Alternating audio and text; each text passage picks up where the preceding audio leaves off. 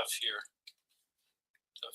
Spartacus is here. Spartacus is almost always the first person in the chat. What's up, buddy? Yes, we are doing the multiple stream thing again, and yes, we are early. I had it pegged for 8 o'clock. It's currently 7:41 Eastern Standard Time, and I just figured it's a work night, so I was ready to go. I figured, might as well get on and stream. If I get started early, then maybe I'll finish up a little bit earlier, which might not be a bad thing. You can tell it's a work night because drinking water, non-alcoholic beverage. Like I mentioned, we are streaming to multiple sources like we did, or multiple destinations like we did last time. This is going out to, it's going out in both vertical and horizontal format on my main Duff channel. It's going out in horizontal format only to EUC Army. And it's also going over on Twitch at Duff67. So going out to, there's 4 consecutive streams going out right now. So that's great, right? Spartacus, like I said, Spartacus is here. Spartacus is early. I always count on Spartacus to be, I don't know how many streams you've missed, Spartacus, but not many.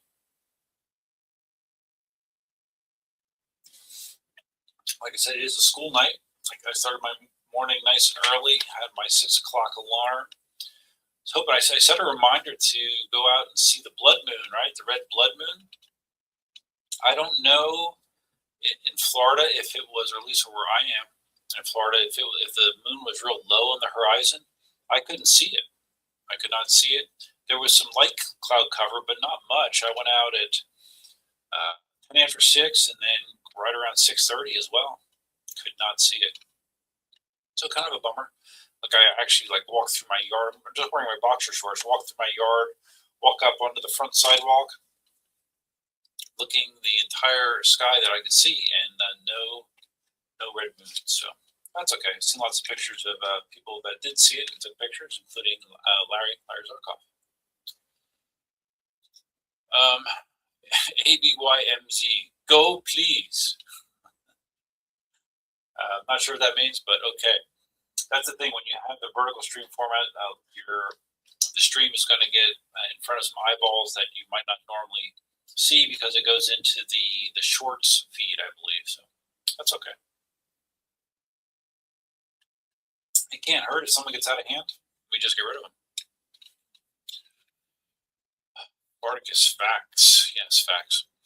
Yeah, I noticed I'm not doing something with my girlfriend tonight. That's the main reason I'm streaming, because most days or nights I am. But I looked at my live streams, and the last one I did was January 14th. So over a month and a half ago. That's longer than I realized. So I thought it'd be good to catch up. Since that last live stream, we had all the controversy with alien rides and Shane Chen filing with the International Trade Commission, trying to pull a fast one on the entire EUC industry in the United States.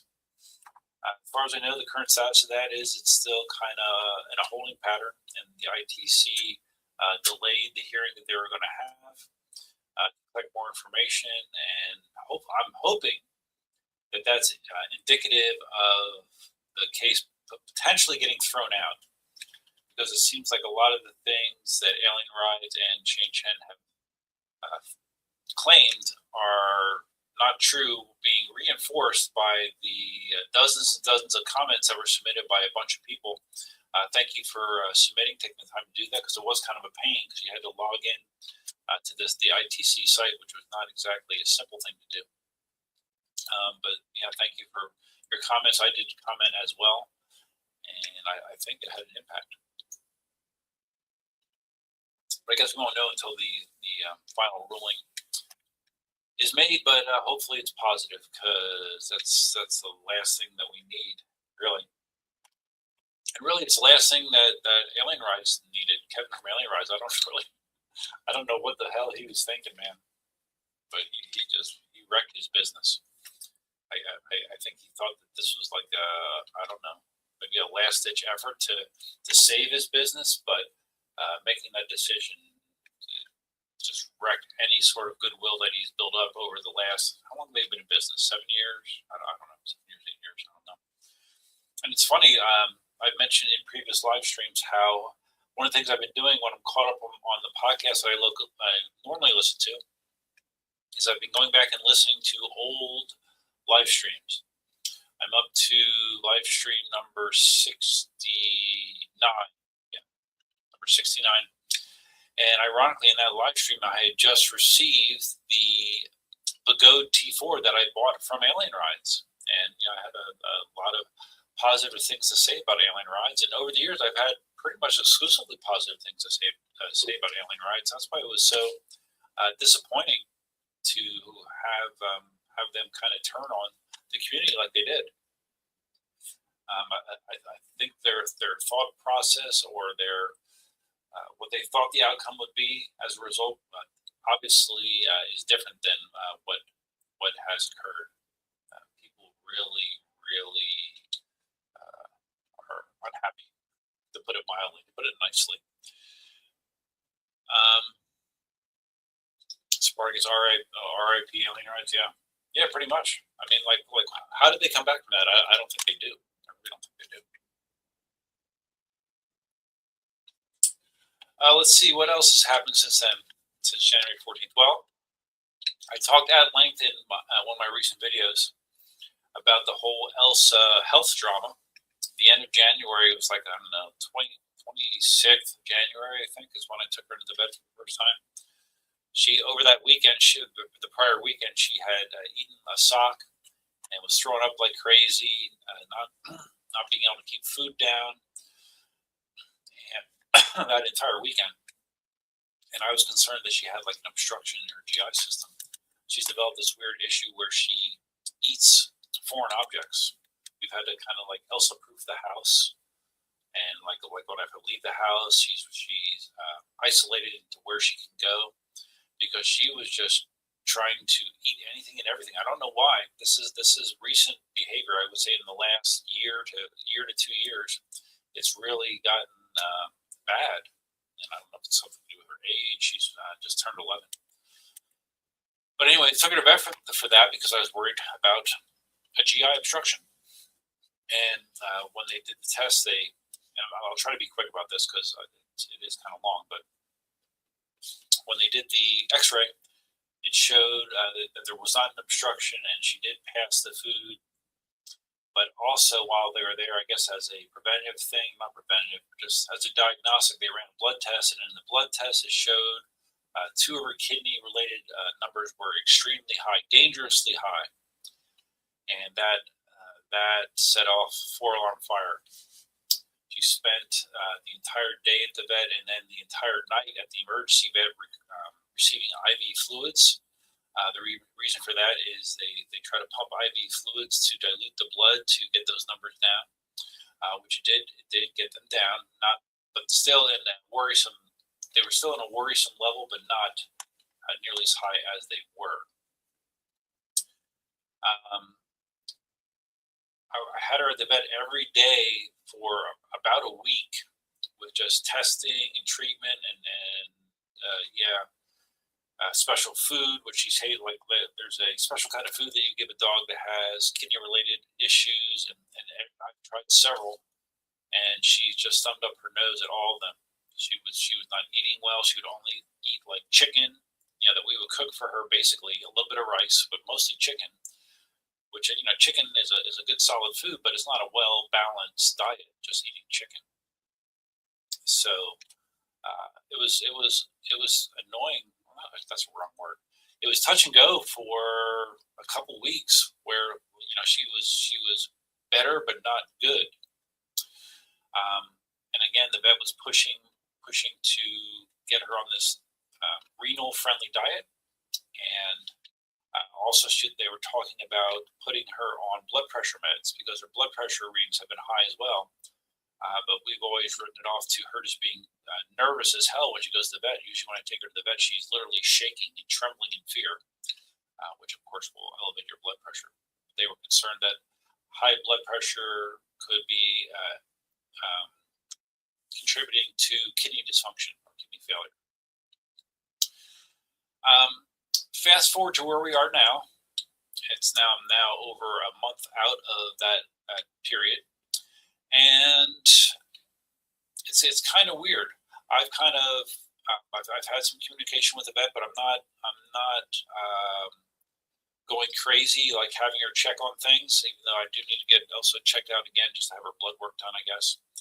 But what I wound up doing is I've been giving her food from Fresh Pet. If you've ever gone to grocery stores or Costco, it's in a refrigerator, basically. It's refrigerated dog food, it's fresh dog food, very healthy ingredients. Not a renal specific diet, because it probably has too much protein and phosphorus to be considered a renal friendly diet. But she loves this stuff.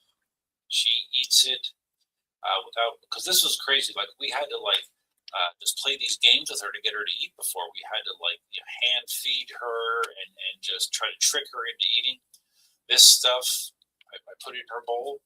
She eats it in 5 minutes. It's gone. I don't have to prompt her. She just eats it. And because she's been eating so well, she just has been better all around. Her mood and energy seem good, except for her wearing diapers, because as part of this, we took her off of a medicine that she was on for like a year and a half for incontinence. So since taking her off of that, she has issues with leaking when she's sleeping. She doesn't even realize it. So she is walking around with diapers most of the time inside the house. Luckily for me, she hasn't been really fighting me about it. She doesn't really seem that upset about wearing diapers.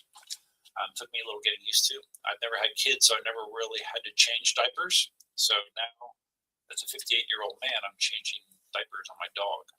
So, but it's okay. They're only pee diapers, you know.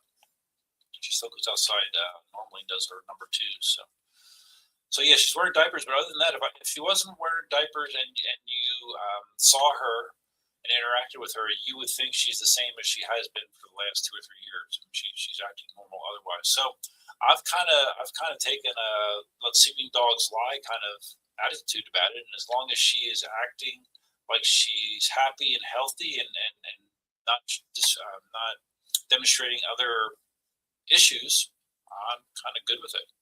So. Kind of go with it. The week of solid vet care, man, oh man, it's expensive. Spent over $5,000 with vet and other expenses related to her illness. And unfortunately, my insurance company hasn't paid me a dime. But I talked about that in the one video. It's bad timing on my part, switching insurance companies like a month and a half prior to this all starting, and because of that, they're claiming a lot of the treatment that I'm doing is for a existing condition, because the vet didn't note that some of her kidney values were elevated, not to a dangerous level, but they were elevated. So just the fact that they mentioned that in some of their prior notes was enough to flag that as a pre-existing condition. So, let's see who's here. Mr. Rexy, channel member, Mr. Rexy. Idaho roaming gnome. I don't think I've ever seen you here before. Maybe I did. Actually, your picture looks familiar. Try the Fresh Pet chicken nuggets in the refrigerated bag at Costco. Well, that's what it is. It's basically, it's not kibble, but it's these are 6-pound bags at Costco, and they love them. And it's very well balanced, has all kinds of good stuff in it, and that's what I've been giving her. And I think the mix that she's on has cranberries as well, and all kinds of stuff. And she absolutely loves it. It's expensive, of course. I think 6-pound bag is $25 or $26. But yeah, it's worth it if it's making her feel better, which it appears to be. So yeah, Fresh Pet. I tried one of the things that the vet suggested was a renal-friendly diet from justfoodfordogs.com. It required a prescription and crazy expensive. Comes frozen. kind of looks like poop. It's not attractive looking. Tried feeding Elsa that multiple times. Tried mixing it with other stuff. She hated it. Like if you would try to like stick it near her mouth, she would just turn her head and even walk away if you tried to feed her that stuff. So I would rather get good quality food, even if it's not it's not renal specific food, but just good quality food in her, and see how things go. That's my current game plan. What's up with my mic? I don't know. What's up with my mic? Does it sound bad? Tell me.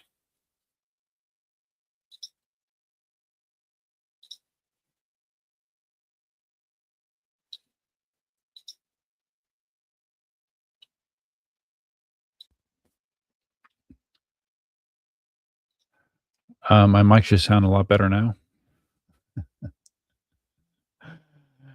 Mic should sound a lot better now. I apologize.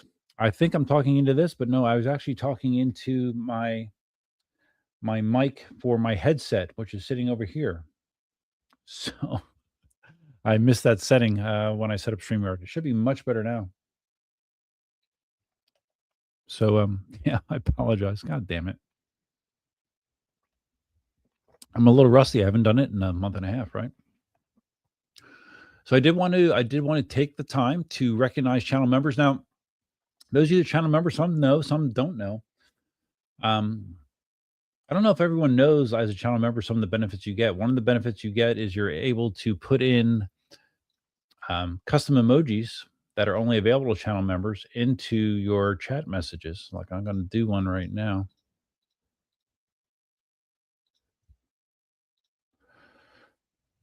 You can only channel members can access the custom emojis that are shown there.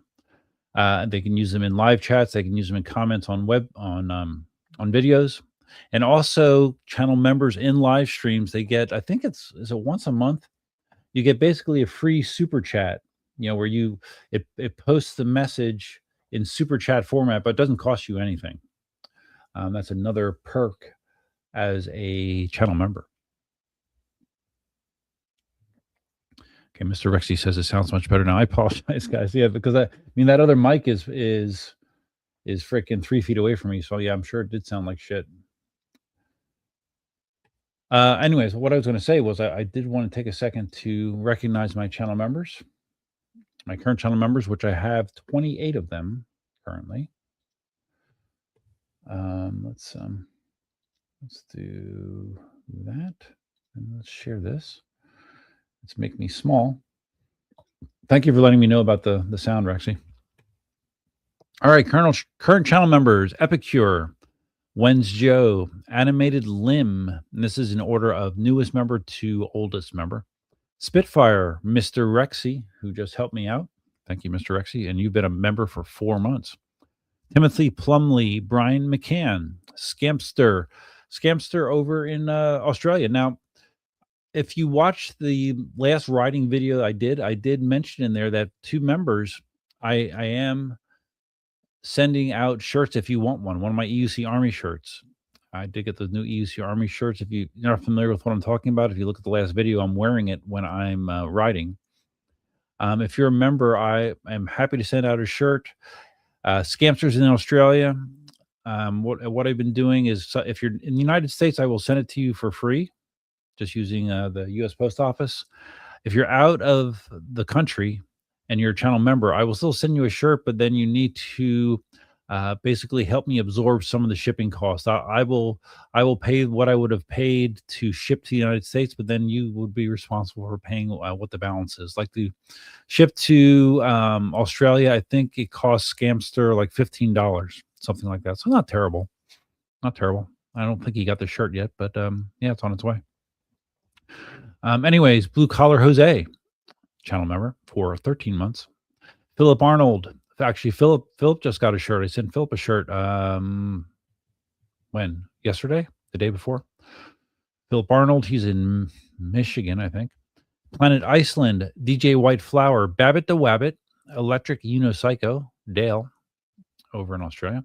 A Viking, Brian Gonzalez, out in the San Francisco area. Michelle Bardaly, member for 44 months. MeUC, my EUC, on-air promo, also known as Larry Zarkoff. Medium Dog, Doug Yetman, Ratman Murray in Australia. Simon Isms, formerly known as E. Simon. He is in Australia as well. Rocky Top, Pitt was here, who changed his YouTube name because I don't remember I don't know who he used to be, but he's been a member for a long time. But he definitely changed his YouTube handle because it was not Pitt was here before. Senator Perry, Marty, as in Marty Eakin, not Marty Backey, a member for 59 months, 1 month away from 5 years. That's crazy, right? It's awesome. And Stuart Ross. He is the last channel member. So thank you, members. I appreciate you. I know I haven't been putting out tons and tons of content lately. Usually when I'm putting out normal videos, I will be releasing them to channel members first. That's another perk you get as a channel member. But I know that I have not been putting out as many videos as normal. Else is a big part of that. And just life in general, been busy doing other things. So, but life goes on, right? And I do have a video that I'm working on right now in regards to switching the tire on my V12S, and I will be talking about that a little bit more about my experience so far doing that. Idaho Roaming Gnome, it's weird. Depending on your streaming setup, sometimes you see my YouTube username, other times you see Sterling. Oh, that's you, Sterling. Okay. Huh. Well, right now you're coming in through the vertical stream. So maybe that's the difference. Maybe that's the difference. Spartacus telling people how to like the stream, especially when you're looking at on your phone, because it's not necessarily obvious. And promoting subscriptions. Yeah, I've been kind of in a holding pattern with my subscribers right now. Just over 17,000 subscribers. Good number. Could be better, but it's a good number. Mr. Rexy, am I the only one watching widescreen? Can't see other chats. Well, that is let's see. Spartacus is on the phone. I can tell you who's on the phone. The chats are on the screen, Mr. Rexy, as well. The chats from all sources. The chats from EUC Army, from the vertical and horizontal stream on Duff and Twitch even. Now, it is unusual. We don't have that many people in here because this stream was set up with very, very minimal notice. Hopefully word will get out there and we'll get some more people in here. But normally the widescreen is the screen with the most viewers in it normally. So we'll see if it changes. If you're interested in watching this in widescreen format, let me do this. What do I need to do? I probably need to, okay, hold on. I need to do this. I need to do this. I'm going to stick the link for widescreen format in the chat for the vertical, just in case, because sometimes people are confused about how to do that. Widescreen stream. Okay, and let me pin this instead. I'll pin this. Okay, I pinned it. Okay, so if you would prefer to be in the widescreen is, I mean, you get to see the entire room. If I share content, it's easier to see in the widescreen as well. So pick your poison. Mr. Rexy, keep forgetting to email you for a shirt. Happy to pay shipping. Just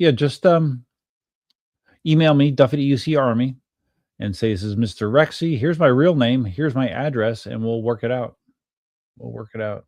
Not a big deal. Oh, and the size of the shirt, obviously. I have small, medium, large, and extra large. I probably have the least amount of larges. The other ones, I have a lot of those sizes. Larry's here. Larry's here. Channel member Larry Zarkoff. I mentioned you briefly, Larry, prior to you getting here.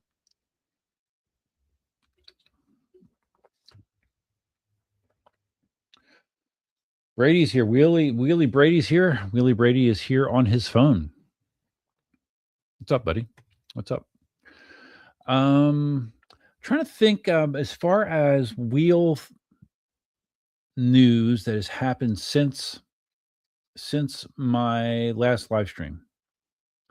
There hasn't been right, other than Bagode selling the C-Max or not the C-Max, the X-Max, right? X-Max. Can't keep track of it. What are they selling it for? $2,400 or $2,600? I think you're crazy. Well, I shouldn't say it. Maybe it's better now with Leem involved, but I kind of think you're crazy from buying from Bagode. Oh wow, look at the boat. This is the Bagode.com. So that they're using TNA on Bagode.com to get you interested. Okay. I have not seen this. Okay. Yep. Great. Look at that. Falcon Pro. Okay. Let's see what we got here. What?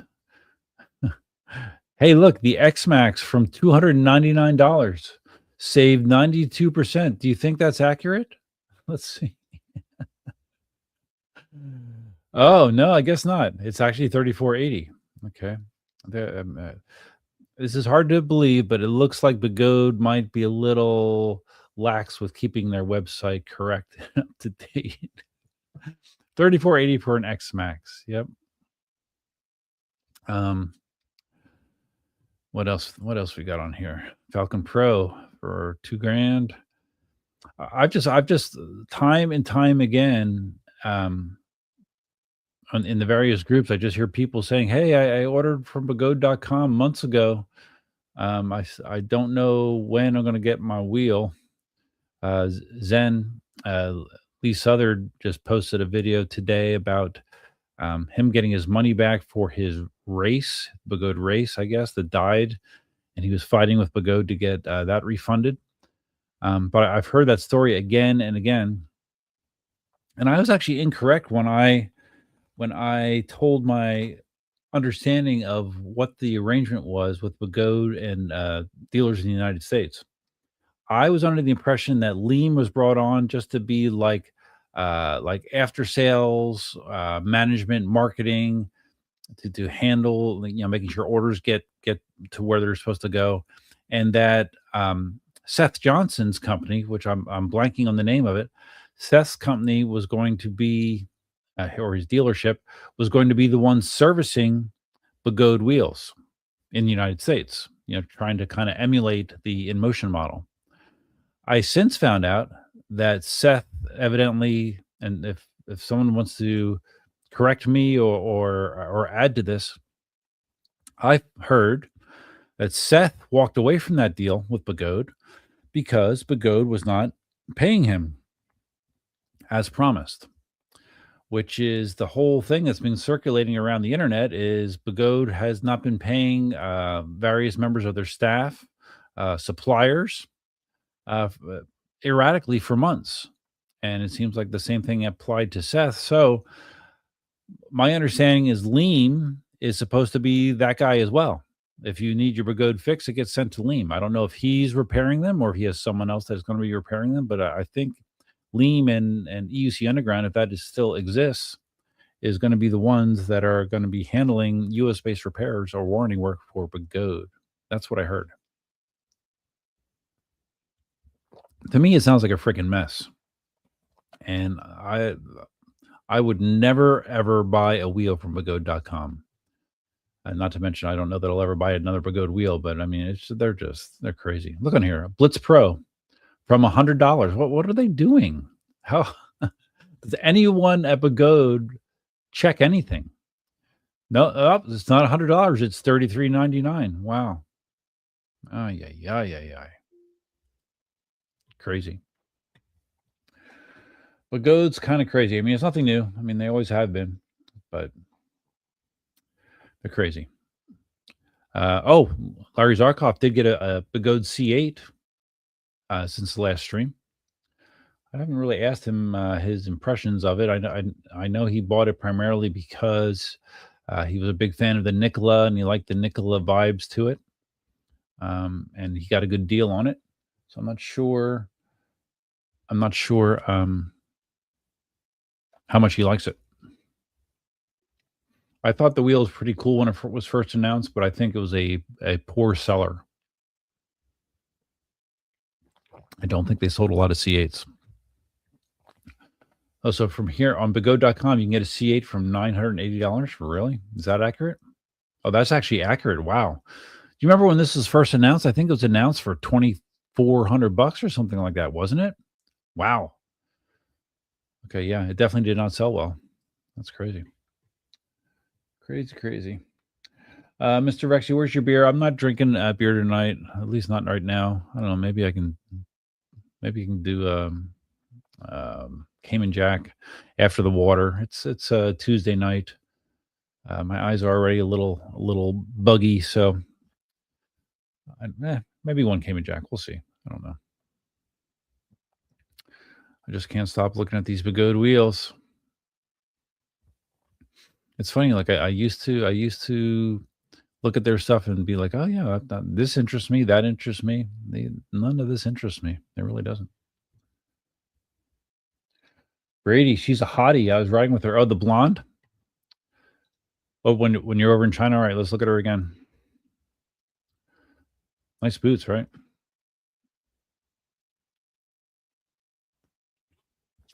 Didn't I see her in a bunch of the group pictures? What is she, like a Begode employee or something? Like, is she like their version of Opsum? Like they wanted to hire like their own version of Opsum or something? I'm curious because I know that Begode has had Opsum promote their stuff before and review their stuff before. So, yeah, that's they're just weird. Well, they have a motorcycle category. Since when does Begode sell motorcycles? $4,900. That looks like a yeah. That's like a light off of an EUC. That's funny. Real. I see. I didn't even know that they're ACC Motor. Okay, maybe this is another spin-off company. I really don't know how they are in business with what they do. The Extreme Wheel motorcycle. Okay. All right.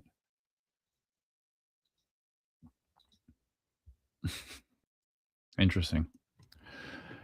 Did not know that they did that. They sold e-motos, which are getting more and more of a bad rap in the United States. CNC services? What? Golds? Okay. You can get, okay. CNC services are just pedals, evidently. Okay. $100 CNC pedals. You can get parts from there. You can get fast chargers. These kind of look like the chargers everybody else sells with just a different skin on them. Roger chargers, PID Zoom chargers, they all look very similar. And PEV chargers. Yeah, it's the same charger, just different skin.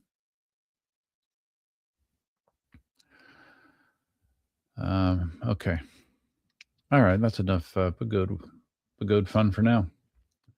I gotta get off that screen though. All right.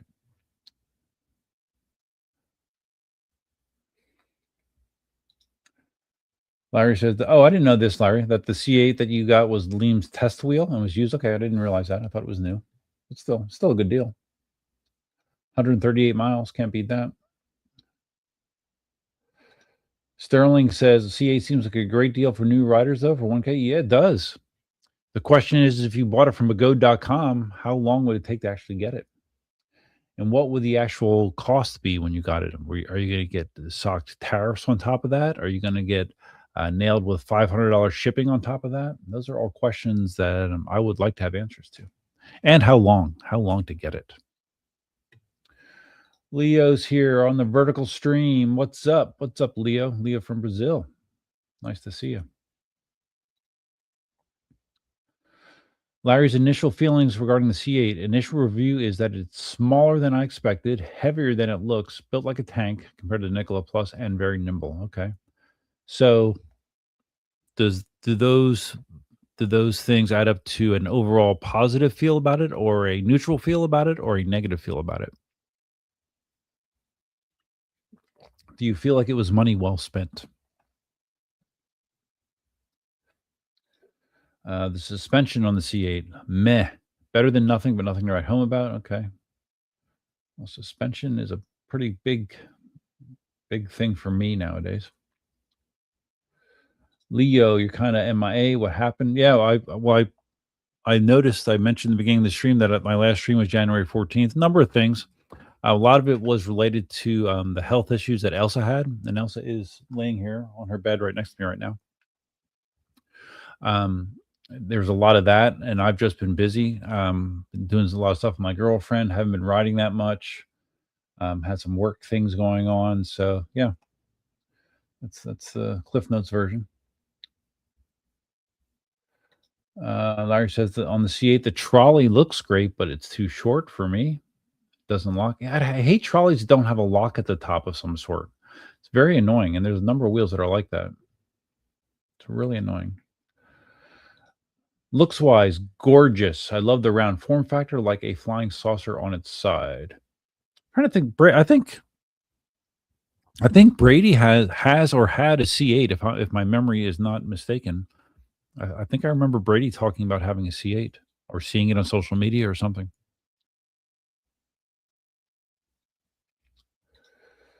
Brady says we've been selling the Extreme wheel under Extreme Wheel US. Okay, so you're selling the Begode wheels, really, or Extreme wheels? Okay, I remember you said that you were selling e-motos. Oh wait, how did I bring that back? I didn't mean to bring that back. I remember you mentioning that, but I did not remember that connection. I guess over a year.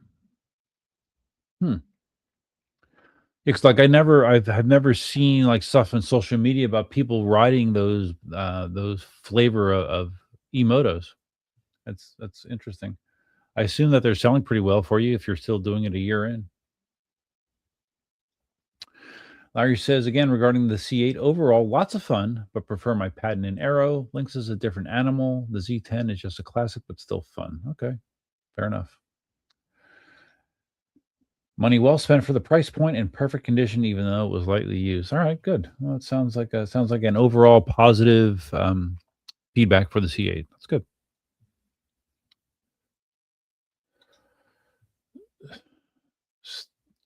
Sterling says, friend ordered an XY September 16th and got it around December 10th. No tariffs. A couple other people in the Facebook groups ordered M105 last week, and they shipped a couple days later. Really? Okay. Well, that's better than most stories I've heard, because most of the stories that I've heard, and of course, it's human nature that you're going to see more often if someone has a negative experience versus a positive experience. So, yeah, I've just heard pretty much nonstop horror stories. That's really the first somewhat positive feedback I've heard on anything order on begode.com, Sterling. So it's good to know that they exist. Elsa better now. Again, I went through this pretty much in depth, but basically she stabilized. That the vet wanted me to keep her on renal food, like dog specific renal specific food, and she would not eat it. Like she would rather go hungry than eat that stuff. So I have been feeding her for about 2 weeks, Fresh Pet, which is something that you get in the refrigerated section of stores like Costco, Publix grocery stores down here have it. Really good ingredients, expensive, but she loves it. She's eating the best that she's probably eaten in a couple of years. Just consistent. Don't have to do anything to get her to eat. And yeah, she's been doing good. The only other thing is she is on diapers. She is wearing diapers, which I have to change multiple times throughout the day, because as a side effect of having these kidney issues, we took her off the medicine that she was on for incontinence, because it could negatively impact her kidneys. So I've been dealing with just putting diapers on her, which I've been doing it now for several weeks, so it's not really a big deal. And luckily she tolerates it pretty well, as much or pretty well as well. In addition to that, I have an army of waterproof blankets and stuff that I deploy around the house to minimize problems if she does have an accident on something. Like every night, I put a blanket and an underlying waterproof blanket on top of my bed. Every morning, I just throw it in the wash. It's really easy. So we have routines worked out. It's going okay. But the thing is with kidney issues, and I said this in my recent video, you don't fix them, you just manage them. Really, you try to manage the symptoms as well as possible. You can't reverse it. You just try to manage it as well as possible. But like I said, she's been doing well. If she didn't have a diaper on right now, you would think that she's 100% fine. Brady's okay. So I was correct. Brady does have a C8, and he said he agrees it's a fun wheel.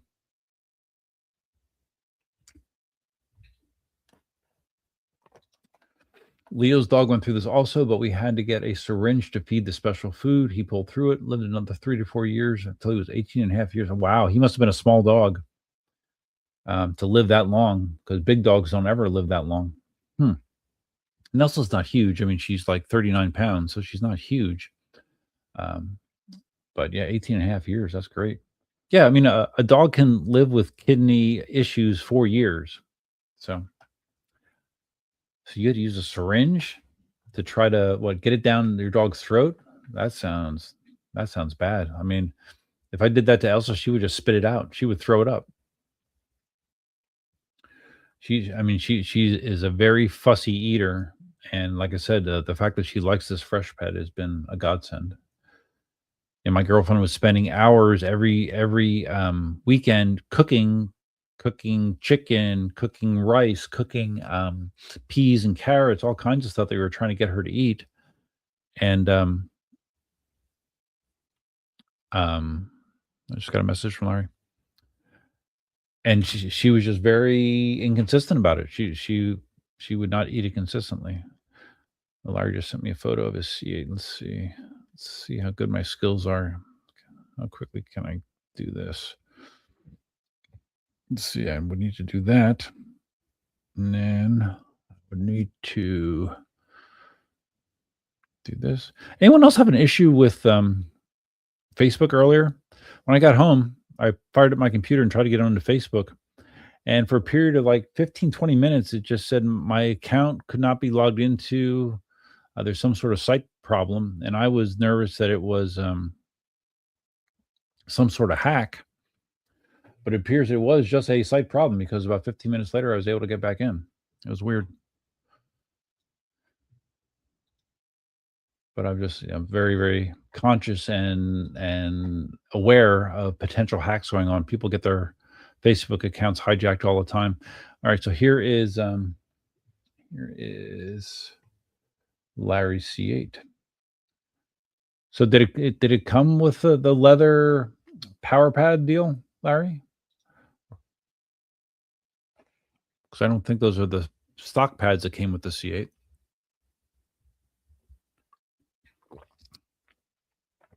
Yeah, it's cool looking. It's definitely a cool looking wheel. And even though it's an 84-volt wheel, it has decent performance numbers, much like the V12S, which I need to talk about what I'm in the middle of with that wheel right now.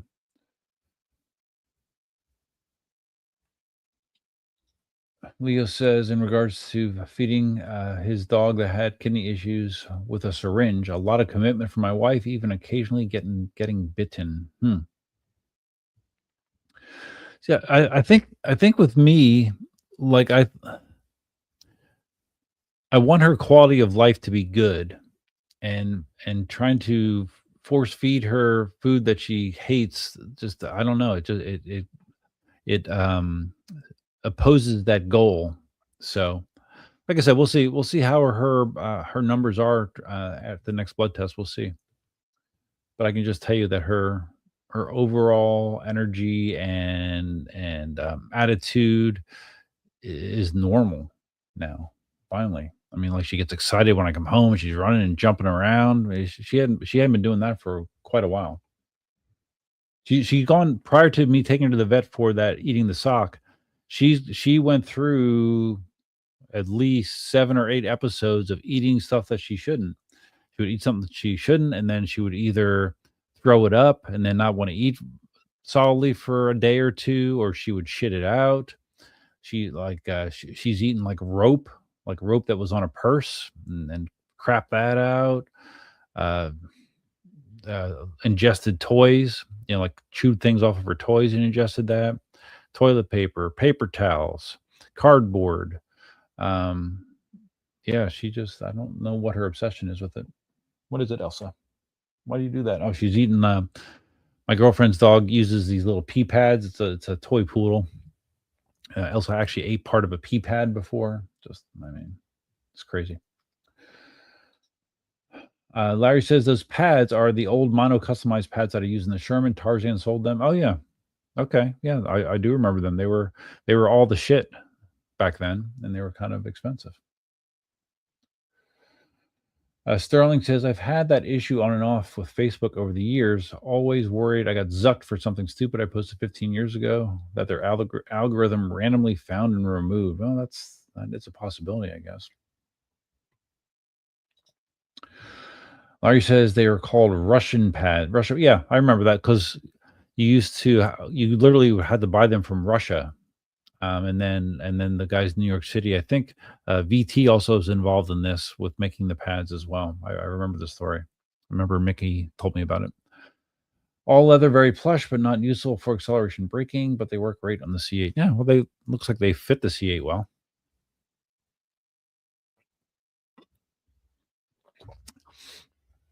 I don't know how much riding you do at night, Larry, but I'm sure you would get lots of attention at night riding that wheel.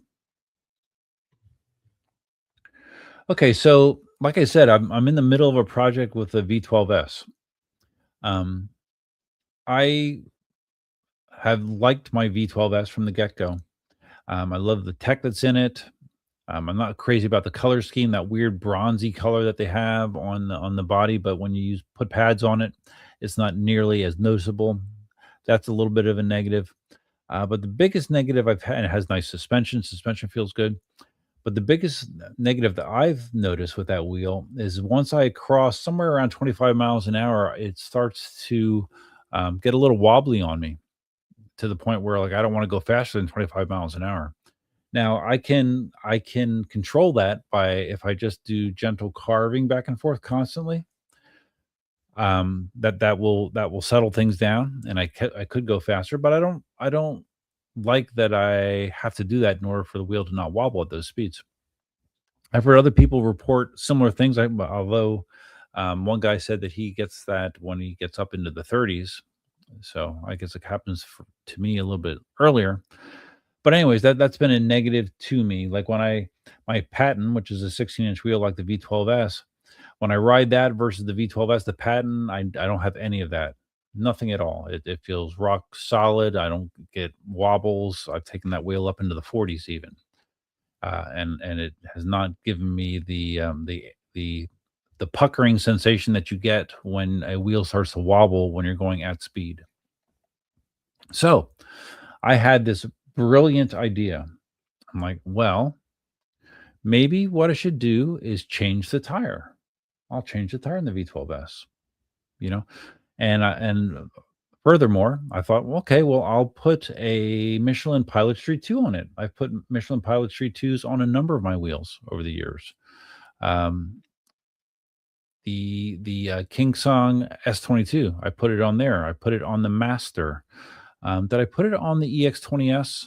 Mm, that actually might have been the Sherman Road tire that I put on the EX20S, but it did kind of look like the Michelin Pilot Street 2. But the Michelin Pilot Street 2 is seen pretty much universally as the best road hard surface tire that you can get. Lots of people love that tire, including me. So yeah, my thought was, okay, well, I'll get one of those for the V12S. And I haven't found any V12S tire swap videos on the internet. I don't know of anyone else that at least that has put it out there that they changed the tire in the V12S. I'm like, okay, well, this will make for some different kind of content since no one else has done it. So I ordered the tire, found it on Amazon, um, put off the job for a little while because I kind of like, this is going to be a pain in the ass. I know it's going to be a pain in the ass. InMotion has a V12S teardown video. It's not specific to just changing the tire. It removes all kinds of things. And my impressions when I watched it was having you remove things that you didn't necessarily have to remove to do the tire. That was my assumption. And it turns out my assumption was kind of wrong. You almost do have to do everything that they showed there to make it easy. So when I have been tearing it apart, and I do have it totally apart now to the point where I have the old tire off. What I did was certain things you could just disconnect part of it. Like I didn't take the battery shells off both sides, just the one side. I didn't take the housing that has the light on it all the way off. I just removed the screws. Same thing with the charging port in the back and the tail light. So I had those things kind of hanging on. Same thing with the shock. The shock is loose enough I could get the tire on and off, but I didn't totally remove it. So I got there. Like I said, it's not easy. It's a pain in the ass. It's unfortunate because I know the V13 was very easy to change to work on the tire because I did it. I pulled the motor in the V13. Supposedly the V14 is also extremely easy to pull the motor in the tire to work on the tire. I've seen the V9. The V9 isn't as easy as those wheels, but it's not that bad. V12S is bad. You have to pull out more shit than you have to. I probably spent close to 2 hours just getting it to the point to pull the tire. So, and again, a part of that is me not being familiar with the process, but still, it took a while. So last night, I get the tire off, which I actually have sitting right here. I have it sitting right here. Get it off, and I have the Michelin, the 16-inch Michelin Pilot Street 2 tire that I bought from Amazon, and I pick them up and I lay them down actually on the. Let's see, I got a photo of that. I think. Wait a second. I laid them down on the floor next to each other. I mean, as soon as I held them up side by side, I'm like, this isn't right. And I should have spotted it earlier, to be honest with you. Well, here I can just show this and do this. Just watch here. The tire on the right is the one I just showed you, the one that was on the V12S. And then the tire on the left is the Michelin Pilot Street 2 that I ordered. And you'll see the problem. See a problem? Yeah. Yep. Yeah, it sure is a problem. It's a problem of being a dumbass, a dumbass.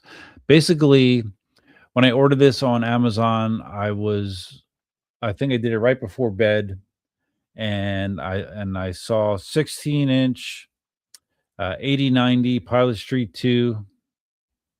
Buy it now. Of course, that meant that it was a 16-inch rim size, not a 16-inch outer diameter. You need a 12-inch inner diameter tire for a 16-inch tire. So the tire didn't fit. So I first went on a wild goose chase all over the internet looking for a Michelin Pilot Street 2 that was an 8090-12.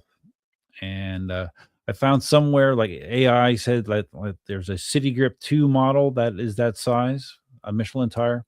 There isn't. That's incorrect. It doesn't exist. I spent 15 minutes looking everywhere for a Michelin tire that's 8090-12 and could not find it. I saw a 9090-12, I believe, in some model of Michelin tire, but that potentially could be too wide for the V12S, and I definitely did not want to risk getting a second tire that didn't fit correctly. So after scratching my head, I'm like, oh God, what am I going to do? I'm not going to put on the same tire I just spent 2 hours taking off. So I thought to myself, well, the patent has the what is it? Hold on. The patent has my patent. Came with a hybrid tire, the H626, Chow Yang H626. It's a hybrid tire. I like that tire, and I just described how I feel very stable on my patent with that tire. And that tire will fit the V12S. So I'm like, okay, light bulb. I'm just going to buy that tire for the V12S. So that's what I did. I went on eWheels site late last night, and ordered that. I got a FedEx tracking number today, and it should hopefully arrive on Saturday. So I'm in a holding pattern with a ripped apart V12S sitting on my, actually, it's my girlfriend's folding table in my living room right now. And yeah, we're going to put the Chow Yang H626 on there and hope for a similar experience as I have enjoyed on the patent. That is where we're at with that. I am shooting a video of this whole thing on my Sony camera, and should be interesting when it's all put together. And I mean, it's funny. It's funny that, I mean, this, if you see me do a lot of projects over the years, this is a common theme. That something boneheaded, something where I don't pay attention to a detail that I should have, happens that F's up the project and causes me to go off onto all sorts of tangents to fix it. And this is just the latest example of that. So I'm just happy to see that at 58 years old, I can still make mistakes like I was 48. You know, it's no problem. Haven't lost a step. Have not lost a step.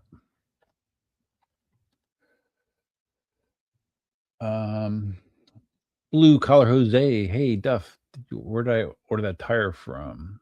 Oh, the Pilot Street 2? Yeah, if you need one. It's a 16-inch rim size 80/90 Pilot Street 2. I'm not sure what wheels would that fit a 20, that would probably fit a 20-inch wheel, actually. That would probably fit like my let's see, do I have a 20-inch wheel? Shit, I don't think I have a 20-inch wheel right now. But that would fit like a Sherman. That would fit like a Master, the tire that I have, I believe. It's a, I'll tell you exactly. And I don't know if I could return it. Maybe, I don't know. I was just going to put it on the pile of tires that I have in my garage of tires that are not used, because I have a number of them. This is a Michelin Pilot Street 2 rear scooter tire, an 80/90/16. That's what it is.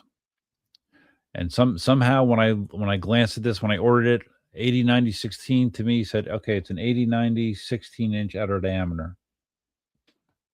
Like a dumbass. Like a dumbass. It was $62.84 if you're looking for it. I've always bought my Michelin Pilot Street 2s off Amazon. Any of them that I've ever bought, I've bought off Amazon. Spartacus, again, promoting how to like the stream on the phone. If you are wondering, right there's how you do it.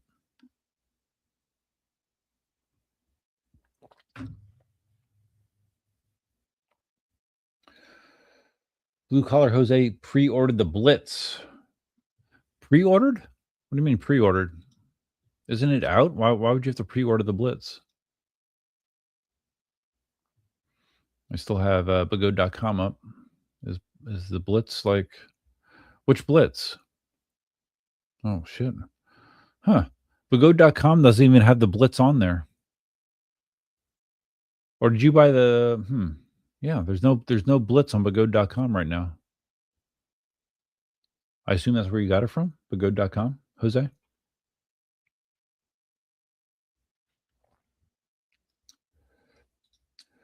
Mr. Rexy says, I'm making mistakes at R8 right now. R8, okay. What's R8? Is that supposed to be 68? I don't know how old you are, Mr. Rexy. Oh, 48. Okay, sorry. 48. Yeah, well, I mean, I don't want to say that I've only started making mistakes at 48. I would say that I started making mistakes probably, I mean, as an adult. Well, are you an adult at 18? I can think of some really big mistakes I made at 18. So, yeah. But they say that mistakes are the most valuable teachers of lessons, right? You learn from your mistakes, and it is true.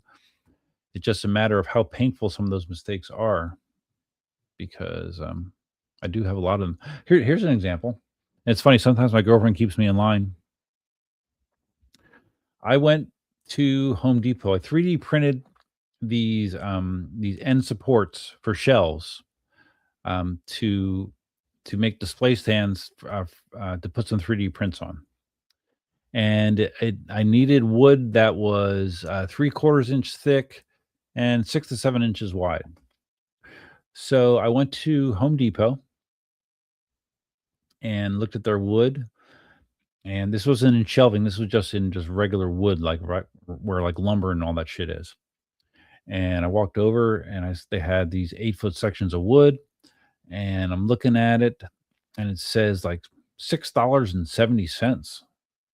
I'm like, oh wow, that's cheap. I'm gonna get 2 of them. I got 2 8-footers, so I can make a lot of shelves. That's a good deal, because each shelf is gonna be about each bracket supports 2 shelves, and I was gonna make the shelves 2 foot long, so that gave me the ability to do 2 sets of shelves. I'm like, oh, cool. What a nice deal.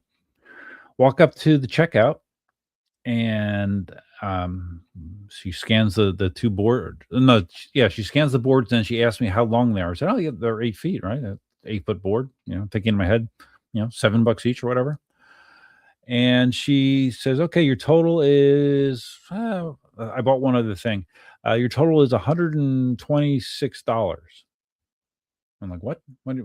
It said that the price on these boards were, it's like 670 something. What do you mean it's 120 some dollars? Oh, that's the price per foot. I'm like, oh, kidding me. So I'm like, oh, well, I like this wood. It was like red oak wood or something. I'm like, oh, this is nice wood. I'm just gonna pay it. I'm just gonna pay it.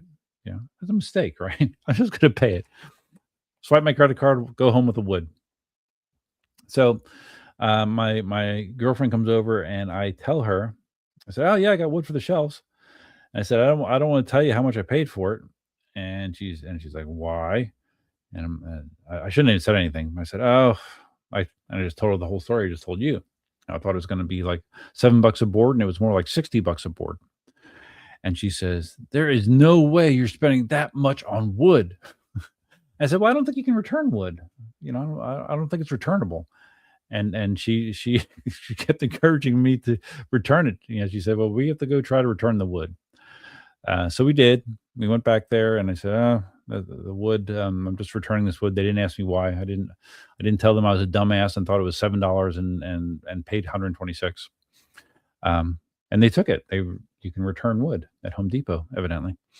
And then I walked back to that same section and found just plain old pine boards, which again were, they were, no, those weren't by the foot. Yeah, those weren't by the foot. They were just unfinished pine wood.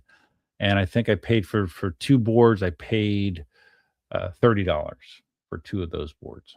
So yeah, just another example of a mistake. I mean, every week there's probably something ridiculous I could come up with that I did, but that was a good example.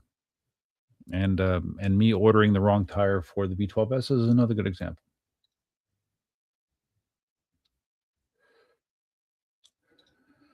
Jose says Bago did a group buy the Blitz Pro 160. Oh yeah, I remember that. Oh, so you guys still have not gotten them yet? That was a while ago, man. Wasn't that was before Christmas, wasn't it?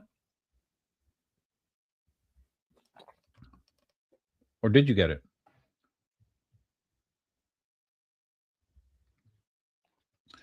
Dan's here, known as Kobar Horse One. Well, you've changed your YouTube name, Dan. Good to see you too, buddy. Haven't been doing much riding lately. Haven't been doing much live streaming either lately. But I'm still kicking, still making mistakes, like buying the wrong tire for a V12S. And of course, taking something apart is normally significantly easier than putting it back together. So I'm not looking forward to putting the V12S back together. Usually with something like this, it's best if you can do it all in one session. So you kind of have better memory of okay, this bolt went here, this bolt went there. You remember how certain things fit together. With this now putting a bunch of days in between disassembly and reassembly, it's going to make it very challenging putting it back together. I'll get there, hopefully, but it is going to be a challenge. And again, it's something that I was questioning if I even wanted to do, just because I knew it was going to be a pain in the ass. But I don't know. Maybe this will turn out to be another mistake of mine. We'll see.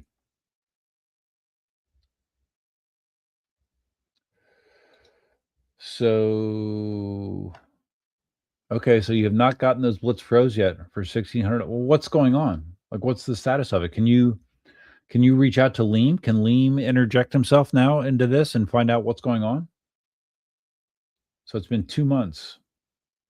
2 months waiting for those Blitz Pros. Okay. I mean, in the big picture, there's been lots of situations where we've had to wait months for wheels. Even from eWheels. If you're one of the people that pre-ordered a S22 or an S20 at the time from eWheels, you waited a year to get that.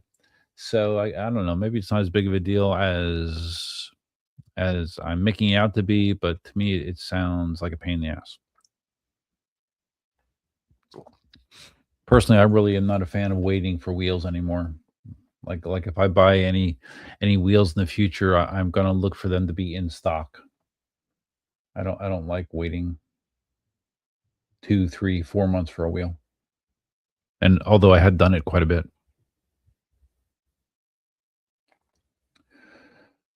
Cool. Okay, so this is probably the same thing as Sterling was talking about, Dan. Evidently, when you come through, because you're on your phone right now, I can tell you're on your phone. It seems like it changes your YouTube handle, the way it's shown to me. I don't know why. I don't know why watching the stream vertically would manipulate your YouTube handle, but it clearly is, because the same thing happened to Sterling.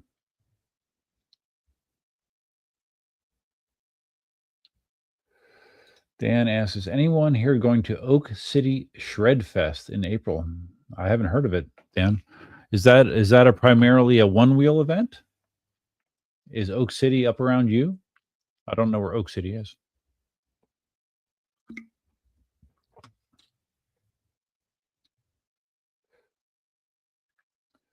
Spartacus says about 2 months ago, YouTube switched to add handle names.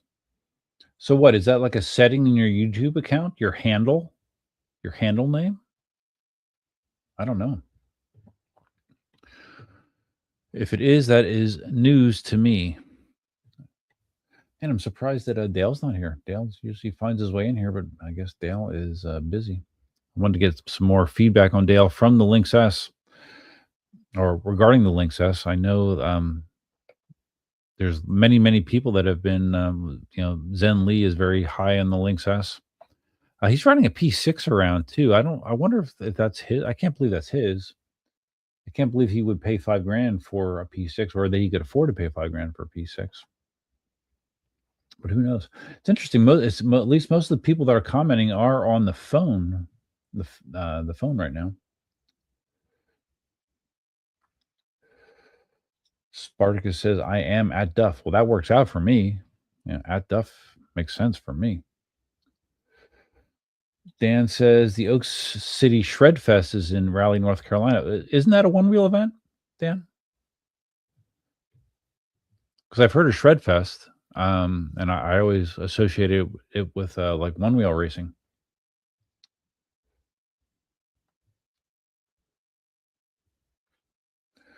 It started off as primarily a one-wheel event, but other PEVs are allowed, and there are lots of EUCs. Huh. So are you going to this, Dan? But isn't it racing, basically? Or is there more to it than that?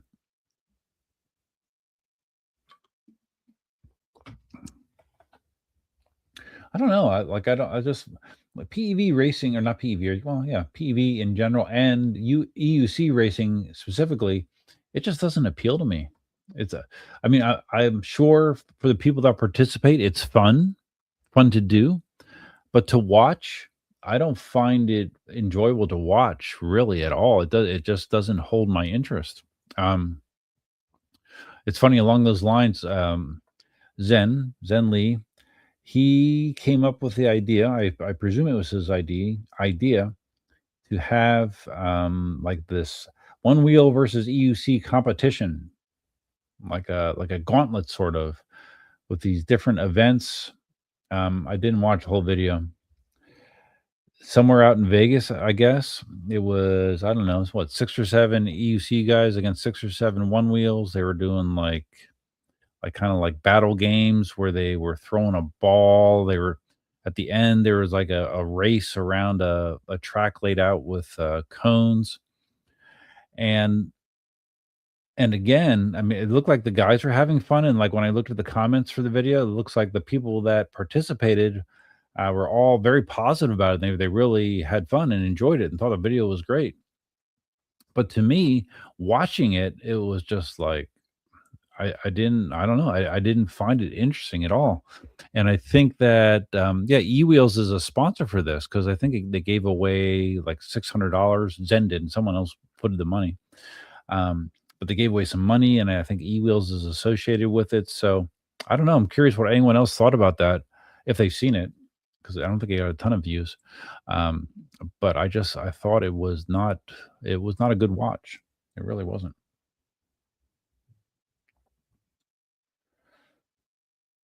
Dan says that he is going to the Oak City Shred Fest. Last year, I criticized the quality of their live stream and felt bad when they said they did their best they can with their budget. So I kind of committed to donating a bunch of money. You did?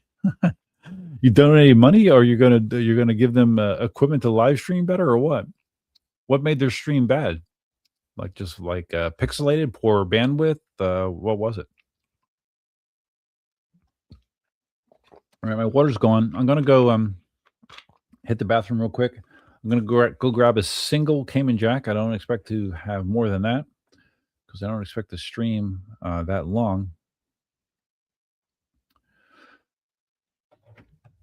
So I will be back shortly. Let's see. Do I want to try to entertain you? Let's see. I haven't done this in a while. Let me see if this works. For those of you that have not seen my latest video, this is we'll do some shameless self-promotion. This, do this, do this. I'm just curious if this sounds good. Okay, I do that. And if I, okay. Let's stop that screen, do this. We're going to share the screen. We're going to share that window, and we're going to share the audio. Okay, let's see if this works. Like I said, I'll be back in a minute. So if it doesn't work, just hang tight.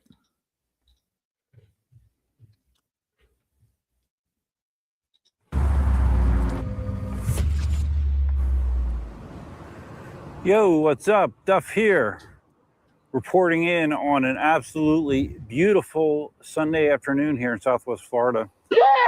It's right around 80 degrees, something like that. And I'm heading out for a ride on my InMotion V12S. Yeah, I don't think I've ridden I've probably ridden it all since the new year. So this is the first time I've been out on the V12S in 2026.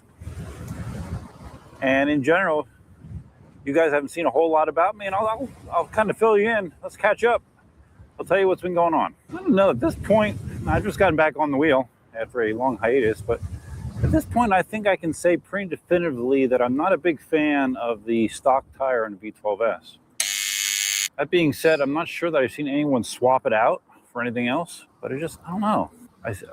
I just don't love the way it feels. Unless I run the PSI down into the upper 20s, it feels a little wobbly to me. which I deal with by carving constantly when I'm on the wheel. But yeah, I'm curious. I'll have to look and see if anyone else has swapped out the tire in the V12S, because I'm not loving it, and I never have.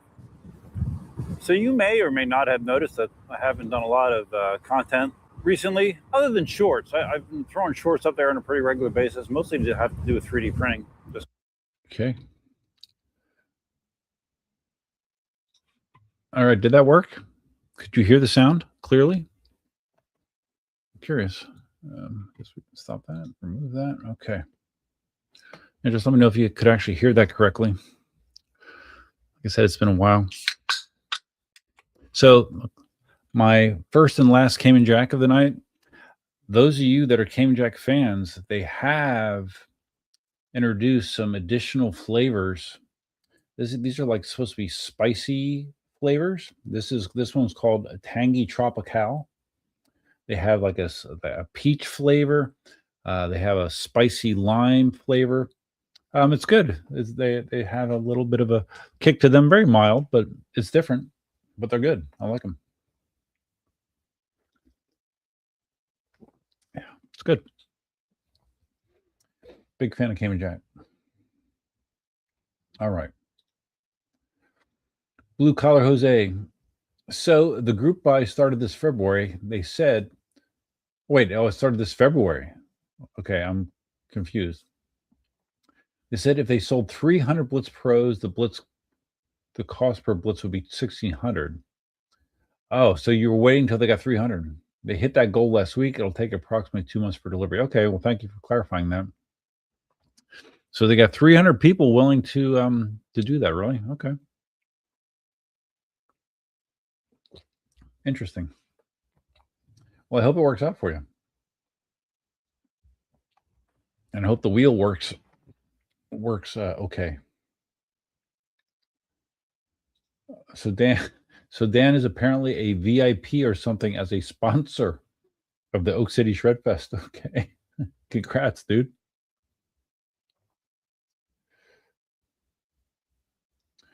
So Dan's not competing or anything, just going to hang out and ride in a new place with new people. Oh, good. I'm sure you'll have a good time. He said that their live stream last year, the audio kept cutting out and they had a hard time switching back from one camera to another. Oh, okay. Well, they should have been using StreamYard, goddammit. StreamYard works pretty well.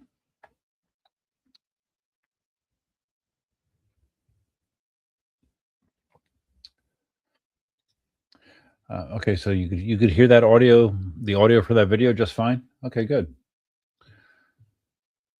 Like in the past, I would have to do this song and dance where I would have to mute myself, and that's because if I had my system sound up, you would hear an echo. So I just killed my speaker on my PC, and that eliminates that problem. So it appears to be working well now.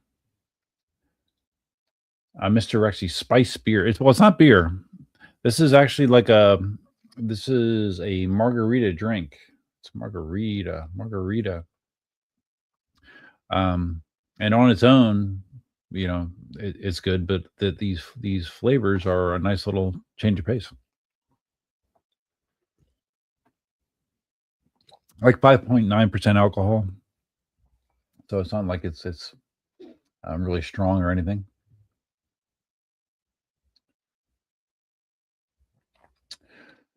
Jose hopes the wheel works too. Yeah. Well, I mean, you heard all those people that bought the race, right, and had all the problems. Oh wait, what's that? Oh, okay. I need to give Elsa her heart guard medicine tonight.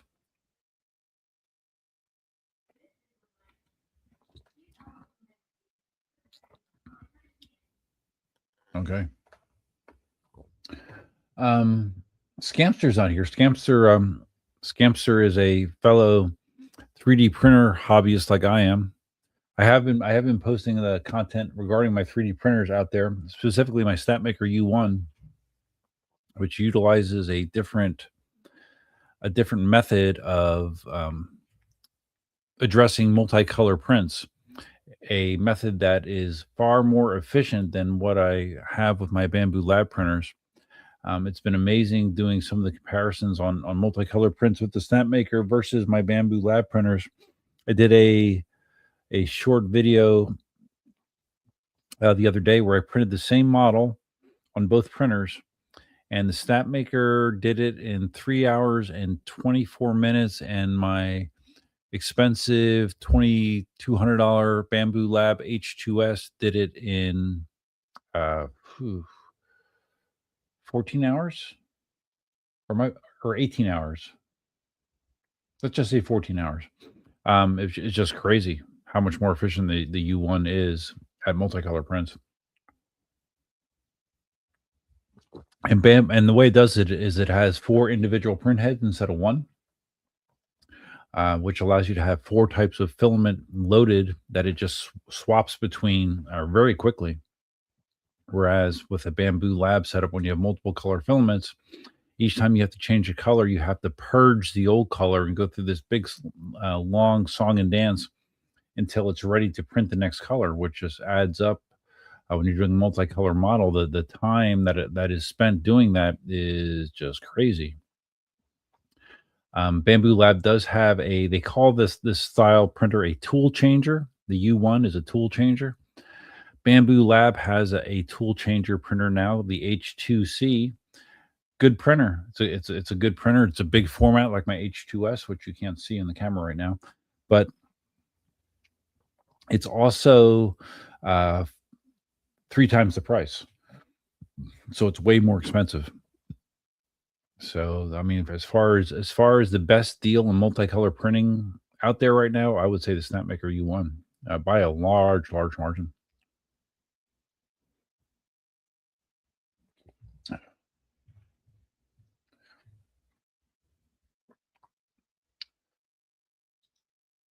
Blue Collar Jose, yeah, I saw the Zen Lee video where he talked about having to do a chargeback on his credit card for his Bagode race money. Yes.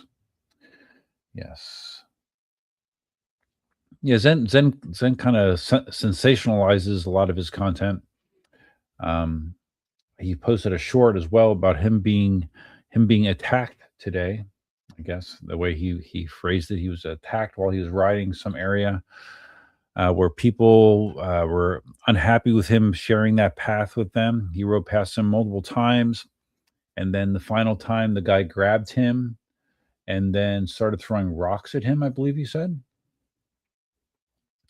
And it sounded like it kept escalating, and it got to the point where Zen just left, I guess, because he was concerned that the guy was like looking to get like a gun out of his car or something. So yeah, that's not good, right? Because I've had experiences with people like that just lose their shit because you're on a electric balancing device, the same path as someone walking. But I've never had it get overly heated. Usually I'll just kind of laugh it off or make some sort of smart ass remark and just continue on my way. Because it's been my experience over my life that probably 99 times out of 100, investing any sort of energy into a situation like that is pointless. The outcome is not going to be good for you or for the other person, more than likely. So I normally will just not invest any energy into that kind of situation. Jose asked me, would I recommend the U1 over the H2S? I mean, unless you have a specific need for printing very large format things, yeah, I would. It's a much better value. The print quality has been fantastic, and the amount of waste that is created by the H2S on a multicolor print compared to the U1, I mean, I swear to God, it's like 50 to 1. It's crazy. I've been doing prints on the U1, and I'm like amazed that I haven't run out of filament because I'm so used to so much filament being wasted with the way that a Bamboo Lab printer has to handle color changes. That I would burn through filament way faster. My filament lasts much longer on the U1. I mean, that being said, like I've had some people that are Bamboo Lab fanboys kind of criticize me for saying the U1 is a better value than the Bamboo Lab printers, but I don't know how you could say that it's not. It doesn't mean I don't like Bamboo Lab printers. I love them. I have 3 of them. I think that they're overall they're probably better fit and finish, probably higher quality parts all around. But the U1 has been working great. I have over 100 hours of printing on the U1, working great. I've had one situation where the print head didn't dock back correctly. It's just like a little magnetic thing where the print head docks to the carriage. And one time it did not dock correctly, but other than that, I've had no issues whatsoever. I've had no prints come off the print bed. It's been great. Now, that being said, if you are the type of person that needs to print high temperature filaments, ASA, carbon fiber, you're not going to be able to do that on the Snapmaker very easily because it's an open build area. You know, a lot of those filaments need a heated build area. The H2S and the P2S are both closed build areas, so it's easier to print those type of filaments on those printers. So if that's a need that you have, then yeah, the Bamboo Lab printers will probably be better for you. And plus, the way that the filament is mounted on the U1 on the outside, as opposed to the sealed AMSs that the Bamboo Lab printers work for multicolor, the AMSs are some of them have a drying function where it can dry out the filament. Some filament, if it gets overly wet, it'll print like shit. You don't really have a good way to keep that filament dry with a U1 configuration. That being said, I have seen people print out mods that allow you to put the filament underneath the printer. Like it's very involved, and I don't have any need for it. But there are ways to make a U1 more friendly to print higher temperature things. So, Jose, the short answer to that question is yes. Depending on needs.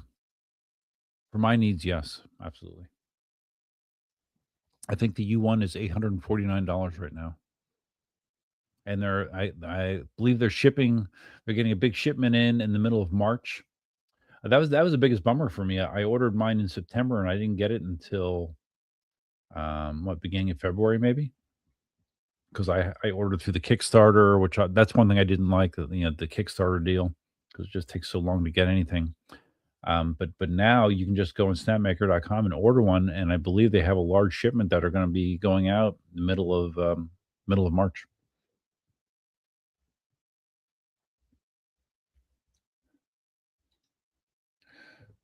Jose, yeah, multicolor stuff takes dramatically less time on the U1. The only caveat to that is, like, say you were doing a 2-color print on the Bamboo Lab H2D, it has 2 nozzles.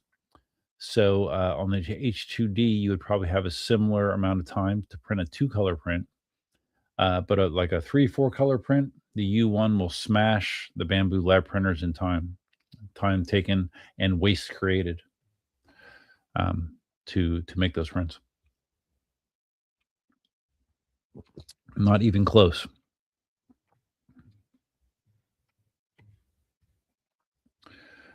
Oh, and the only other slight negative with the U1 is that when it prints, it's louder than the Bamboo Lab printers. Part of that is because it, again, is an open top. It's not enclosed. But in general, I think the stepper motors are a little louder on the U1 than the Bamboo Lab printers. So Dan's testing something. I'm not sure what you're testing, Dan. Jose's not a fan of pre-orders either. I'm way too impatient. Yeah, it annoys me. It annoys me too, definitely. But you do deal with that with both 3D printers and electric unicycles, unfortunately. Oh wow, PJ's here. PJ Wares, what's up? What's up, PJ? Long time no type. I'm just hanging here on a Tuesday night. Hadn't streamed in over a month and a half, so I thought I should do it. That being said, when I go back and think about if there's any like impactful wheel announcements over that time period, in the last month and a half? Not really. At least if there is, I either missed it or I'm not aware of it. Other than Begode, selling their X Max, which I guess they're hoping is going to have similar performance numbers to the P6. Speaking of the P6, yeah, I mean, there's been I don't think I've talked about this on stream. Selling the P6 has kicked off a rash of people riding at ridiculous speeds in ridiculous situations, in my opinion, on those wheels, because of the capability to go 60, 70, even 80 miles an hour on that wheel. People riding in on highways with traffic. There's this one rider. I don't know what his real name is. He goes by Nighthawk.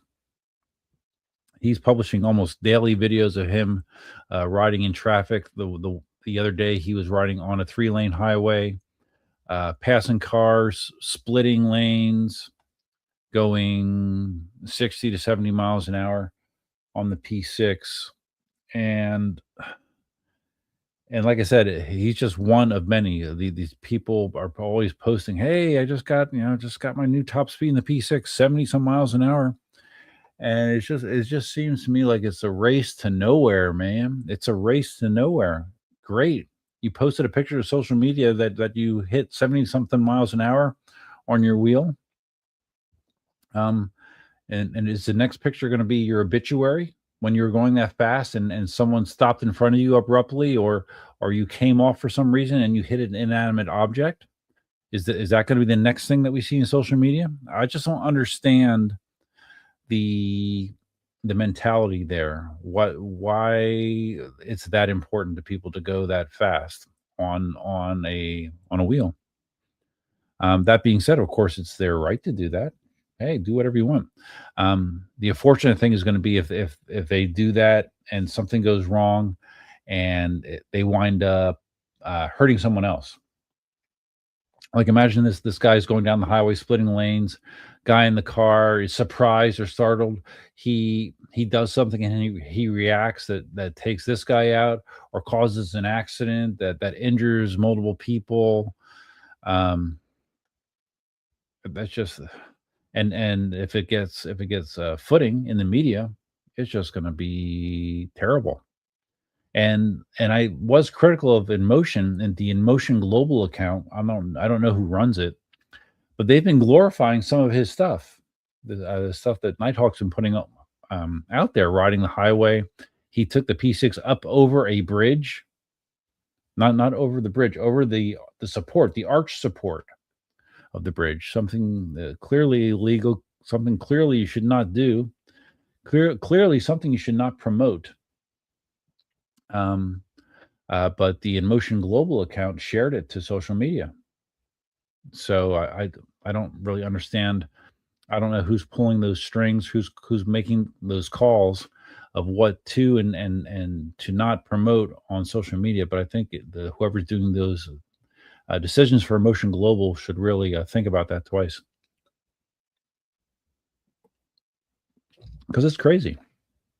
It's crazy shit.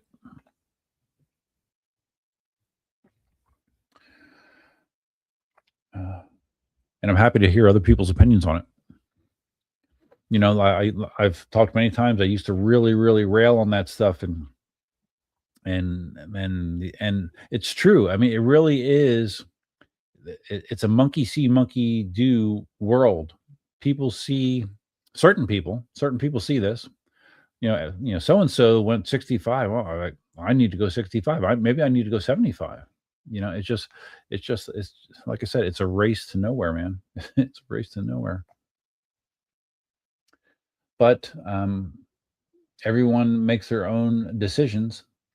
But if someone that decides that that's important to them, and then they have a really negative outcome as a result, that's on them. I'm going to have a hard time being very empathetic if something what happened. So Dan, his tests were testing to see if his name came up as Dan Kobar from your other phone. Jose's out of here. Have a great night. Yeah, I'll be out here soon enough as well, Jose. Any IT jobs available down there? I'm sure there are. I mean, not where I work, but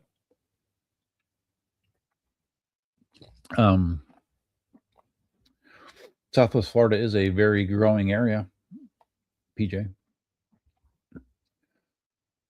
why are you getting sick of cold weather or something? What do you do, PJ? I don't remember. If you told me, I don't remember exactly. Jose's going to bed. Yeah, it sounded good to me. I already took my shower, so I can just, once I'm done streaming, I can just roll right into bed. Sounds good to me.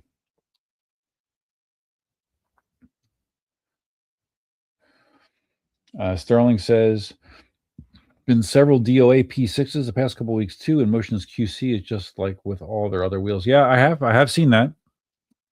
I think as recently as yesterday, somebody posted that their P6 was dead, and I guess they interacted with Albert or something. Yeah, definitely, they're having problems. Battery problems too, right? Dan says these high-speed videos can get us classified as motorcycles. Yeah, well, there are, and I've talked about this on videos. There are states that are already going that way. Virginia had legislation in there to basically do that. New Jersey has already enacted something, even though there's a 1-year grace period, I guess. Basically saying that above a certain threshold, these vehicles have to have registration and insurance, even though you technically cannot register or insure an electric unicycle. So it's going to be like a catch-22. There's similar stuff being introduced down here in Florida as well. And videos like that, they get played in front of the right eyeballs, people in that are responsible for making laws and ordinances. They see that and they're like, "Oh yes, look at that. That's a problem, right?" That's like, look at, they show a bunch of Saronster videos. Saronster taking his Suron up over the highway on the bridge, holding wheelies. Him and 500 other people. Some of these write-outs that they have are crazy. Yeah, it's a bad optic, and it's going to, these people. I think they think it's a common human trait where until it happens to you, you think it's not going to happen, right? Until there's a severe lockdown and enforcement on PEV regulations, it doesn't mean anything. So once that happens, once people start getting fines, once people start getting their PEVs confiscated, there's going to probably be a lot of unhappy people, including myself. I've already seen people on e-bikes down here pulled over by law enforcement.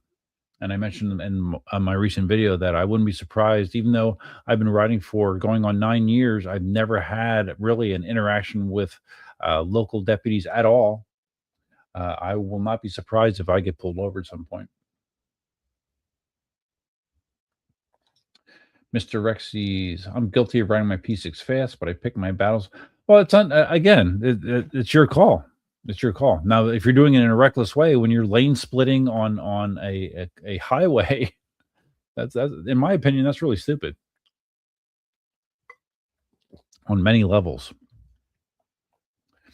But I've learned my words do not change people's behavior. So all I can do is express my opinion, and everyone else just they got to do what they got to do, and then they got to pay the consequences if there are some to pay. PJ says something no one has ever talked about: insurance for EUC riders. Is it even available? No. Well, I shouldn't say that. Well, specifically EUC, like you can't insure your EUC that I'm aware of. Now, like you could have a liability policy, like for instance, I carry a liability insurance, like a blanket liability insurance, which I actually had to pick up when I installed the solar system at my old house. That was a requirement to connect to the grid, is I had to carry $1 million in liability insurance. and I've continued to carry that even though I don't live there anymore. I don't have a solar system anymore. Just as it's not that expensive. I think it's like, I don't know, $300 a year. But I always thought, it's a just in case kind of thing. So, I mean, I had that kind of insurance. So, like, if I did something that would cause harm or damages to somebody else that I was liable for, I believe the insurance would cover that. But as far as like calling up an insurance company and saying, "Hey, I wanna insure my electric unicycle," I don't think that's possible, at least in the United States. So when they're passing laws, they're saying it's a requirement. Um, how's that going to work, right? I don't know.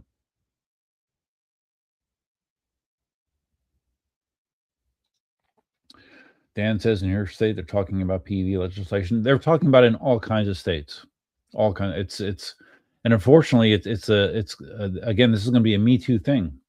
States copy other states when it comes to this kind of stuff. You know, they don't need to even design the template. They'll just look at what other states are doing and they'll basically copy it with maybe a few modifications. So unfortunately, I think it's coming. It's gonna get to the point where you are taking a risk riding your EUC at 40 miles an hour on public roadways. You're gonna be risking fines. You're gonna be risking potential losing your wheel.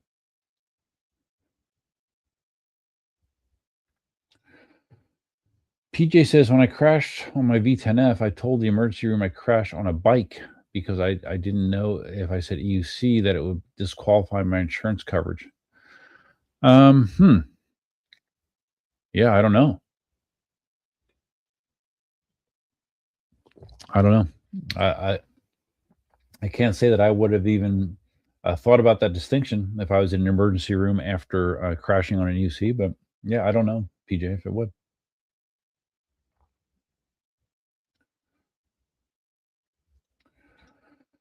Dan says somebody in my area with a P6 had the charger crap out on them on a ride. Something about the circuit board. Oh yeah, yeah. Albert did a video on this actually of how to fix it. To be quite honest, it's sort of lame. But the fix is basically taking off the case, putting like a piece of foam on the one edge to keep tension on some component in the charger, and that fixes it. Yeah, yeah, that was something I saw a couple months ago, and I don't know if that's something if they fixed it in the chargers or they're just rolling the dice and if someone has a problem, they recommend that they do that operation. Yeah, that is kind of lame. And I think that I don't remember if that was on the stock charger or the fast charger that they were selling with the early P6s.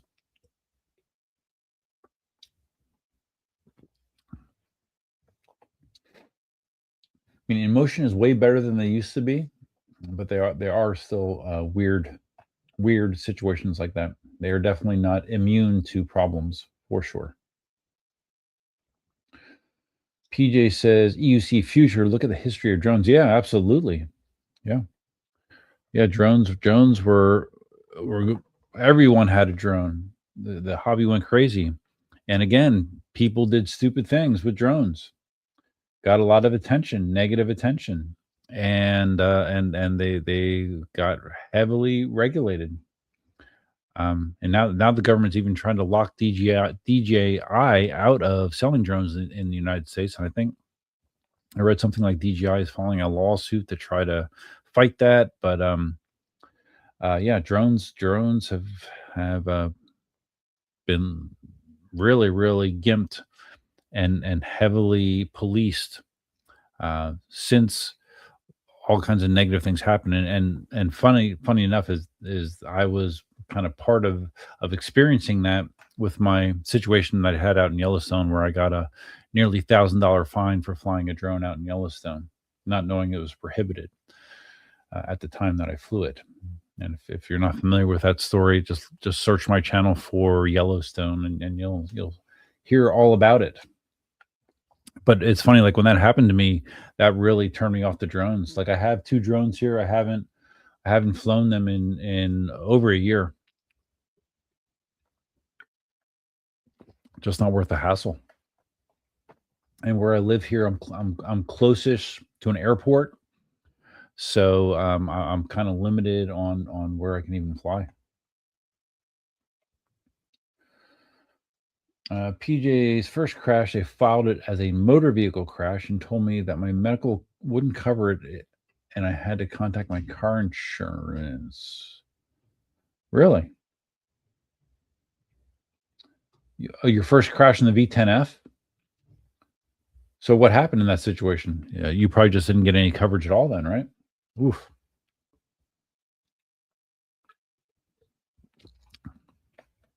That's not fun.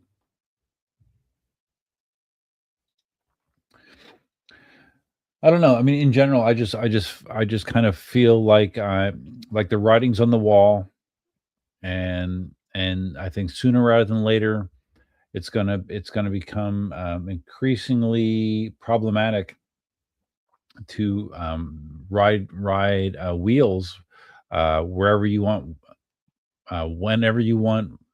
I think there's going to be like this constant threat of getting in trouble for doing it, which is unfortunate. Because in other countries they have already been limited for years greatly, and you would think that some people would have a more open mind to the advantages of having um, micro mobility, as they call it, because there are lots of advantages. You're getting all these cars off the road, and saving fossil fuels, and just it's convenient. It's less expensive. But the it always comes down to a few people doing stupid things. A few people doing stupid things that get a lot of attention, that just kind of ruin it for everybody. It's happened in lots of situations, and unfortunately, I think it's going to happen with our hobby as well. That's my feeling. Things like this don't normally get better; they normally only get worse. Has been my experience.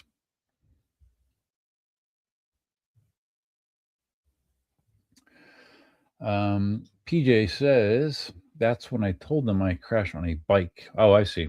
It seems that EC influencers should have a forum to discuss like things like this before it's too late. What do you mean? Discuss promoting high speed, potentially dangerous riding? That'll never happen, unfortunately. Well, there's EC influence, and nowadays, I mean, everybody and their cousin is carrying a 360 camera or a GoPro. They're videoing their rides. They're trying to get eyeballs. They're trying to get clicks and likes and adulation on social media, and that's a wave that I don't know how you can't stop it. You just can't. It's what our society has become. It's all about getting people to look at what you're doing. Look at me. It's a very much a look at me world. Look what I can do. Look at me being dangerous. Look at me taking risks. Because TikTok, Instagram. That's what people consume. That's what they like. That's how we've become conditioned. And I don't know how you put the genie back in the bottle, to be quite honest with you. I don't know if that you can.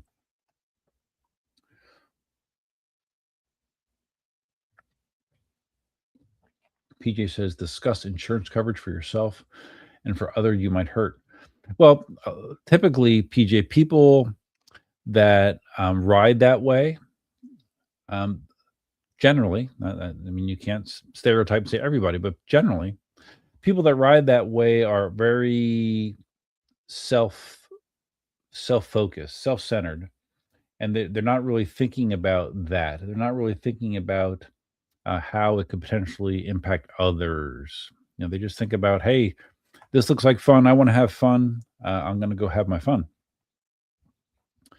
and they'll keep having fun until something very unfun happens, and then they might think about it. But prior to that, I think a lot of these people just don't give a damn, really, and that's their prerogative. Like I said, if something happens as a result, then it's also their responsibility to deal with the consequences. It's a very, very simple thing.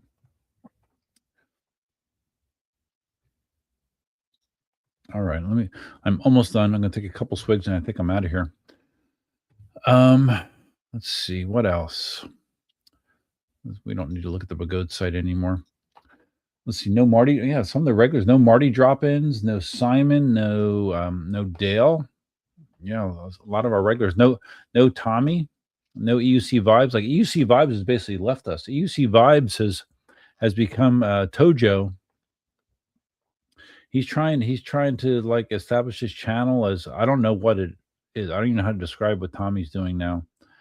The Tommy Jordan show, where he deals with the Dabbleverse and other related things. I find it extremely confusing trying to follow what exactly he's doing. But he's kind of dropped out of the EUC scene and focusing on that, hoping to catch on, I guess. But I mean, it's the way of the world, right? You know, people come and go, and that's okay. That's just the way life is. Interests come and go, hobbies come and go, people come and go.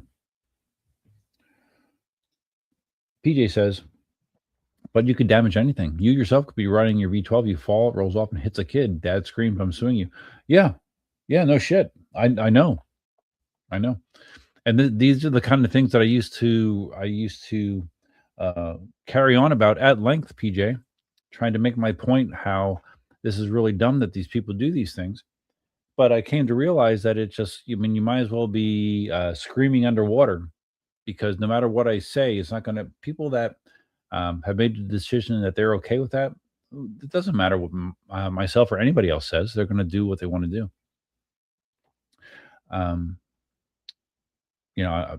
You could make that point to them until their ears bled, and more than likely they're still not going to change their behavior or what they're doing.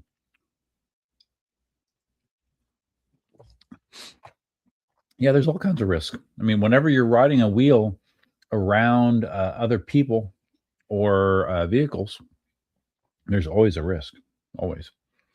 And I'm as guilty as anyone of just most of the time not dwelling on it, because if you dwell on the risk all the time, you would probably never ride. Oh, Marty's here. Hi, Marty. I won't be here that long, Marty, because it's a work night. But thanks for stopping in. I didn't. Did I mention that you weren't here? I was mentioning how a lot of the people that regularly drop into the streams were not here, and you're one of those. So hey, what's up? Marty, did you know that I'm trying to change the tire of my V12S? And that I thought I could buy a Michelin Pilot Street 2 tire that fits a V12S. And then I discovered that you cannot. So I wound up buying a tire that doesn't fit. So I wound up ordering another tire from E-Wheels that will fit, but it's not a Michelin Pilot Street 2. They don't make it in that size. PJ says Dawn seems to be doing good, so it seems. Yeah. I saw that she actually like posted a picture of her boyfriend Jose. So I mean, when you become Facebook official, I mean that's like a step above being engaged, right? Facebook official. Yeah, she posted a picture of him. So yeah, I think she's doing good. I haven't talked to her in quite a long time, but good for her. Hopefully things are going well and they continue to go well.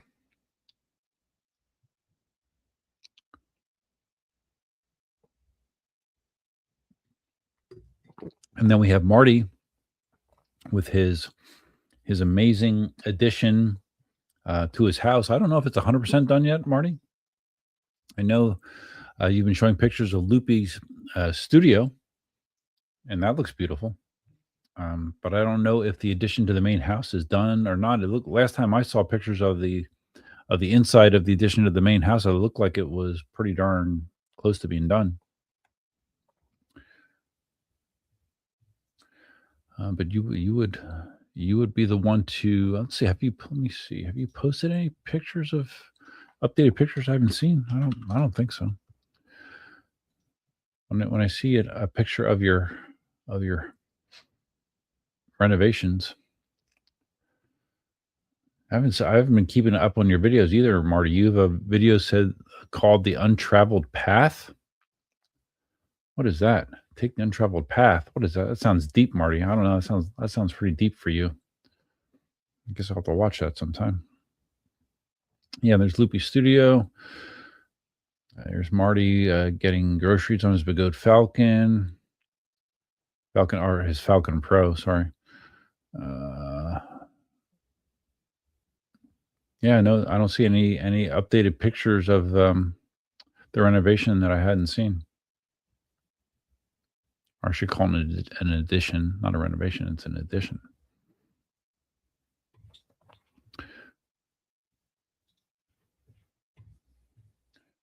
All right, I'm just hanging in here to see if Marty gives me an update. If he doesn't, then I'm gonna probably give him the update that, hey, till next time, Duff here, or until next time, Duff out. That's gonna be my update. Yeah, if you guys, anyone that's in there right now, if you have not taken a second to like the live stream, do me a favor and do so. If you like it, hit the thumbs up button. That will help promote the live stream for people to watch on rerun. That's always helpful. Oh, you know what? I think. No, that must be the case. Okay, I used to have. I think on. I thought I had the stream set to subscriber only mode, where you had to be a subscriber to comment, but I can't be the case because we had people commenting earlier that were clearly not subscribers. So, yeah, does that matter? Is that relevant to what I was talking about? No, it just entered my head for some reason. Okay. All right. So, okay, Marty's responded here. Okay. He saw a thumbnail about something being a pain in the ass to change. Good to know it wasn't an issue with the V12S. Yeah. Yeah, it is a pain in the ass to change the tire on the V12S. Marty, I can confirm that. And I'm not done yet. Yeah, we just talked about that, Marty, before you got here. That video of Nighthawk riding on the P6 in Southern California, splitting lanes, splitting cars, going 60 to 70 miles an hour. Yeah, I saw it. Talked about it. I think it's stupid. I think it's asinine. I think it's bad that Motion Global, the Motion Global social media account, promotes a lot of his stuff that he's doing on the P6. That's questionable. It's a questionable decision on their part, if you ask me. It's funny that he actually lives in Riverside, which is where Dawn lives. So I don't know the guy. He's clearly looking for clicks and likes and adulation for what he's doing. Did you see him ride over the bridge, but not on the road surface, but over the support, the arch support? Did you see him do that on the P6, Marty? I'm sure you did. Yeah, I think that kind of behavior just draws the kind of attention to riding wheels that is not going to be helpful going forward. That's my feeling. Marty says remodeling is 90% done. Hey, Marty, is your bathroom done yet? I know you had some issues with that remodeling of the bathroom. Is it 100% done? Your bathroom, at least, your master bath. I know you had to kind of do some stuff to take care of that. Oh, wow. Marty's on the phone too. Nice.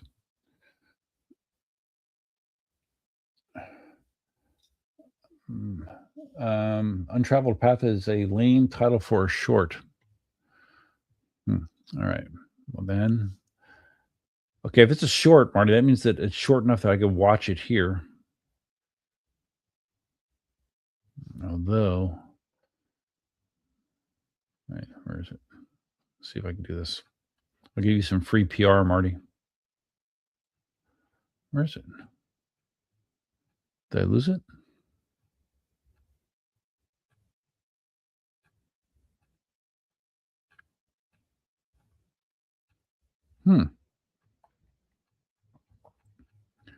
I just had the.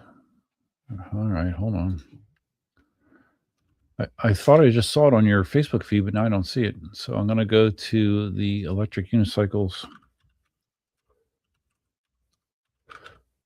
Oh, God, darn it. Electric. Go to your YouTube channel.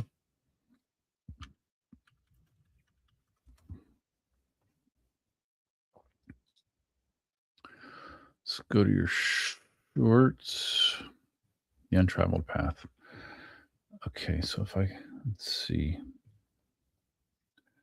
I'm going to add to the seen a whole lot about me, and I'll kind of fill you in. Let's catch up.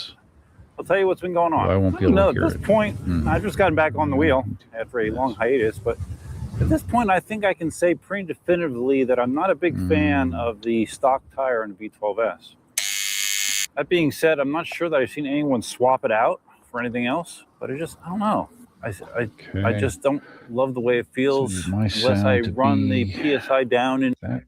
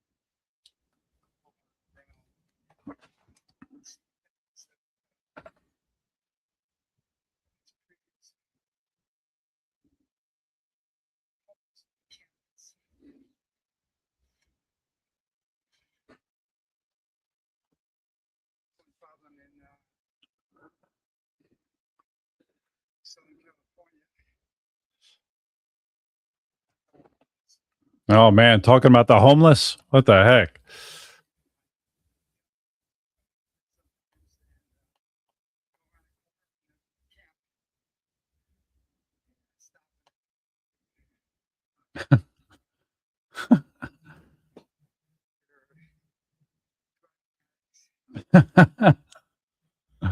Drug addicts.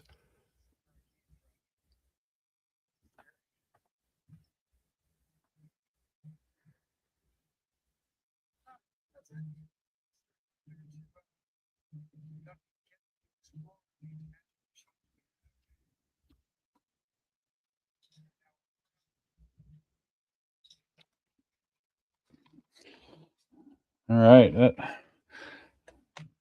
I mean, Marty, I have to be honest. I mean, that almost invoked an emotional response in me.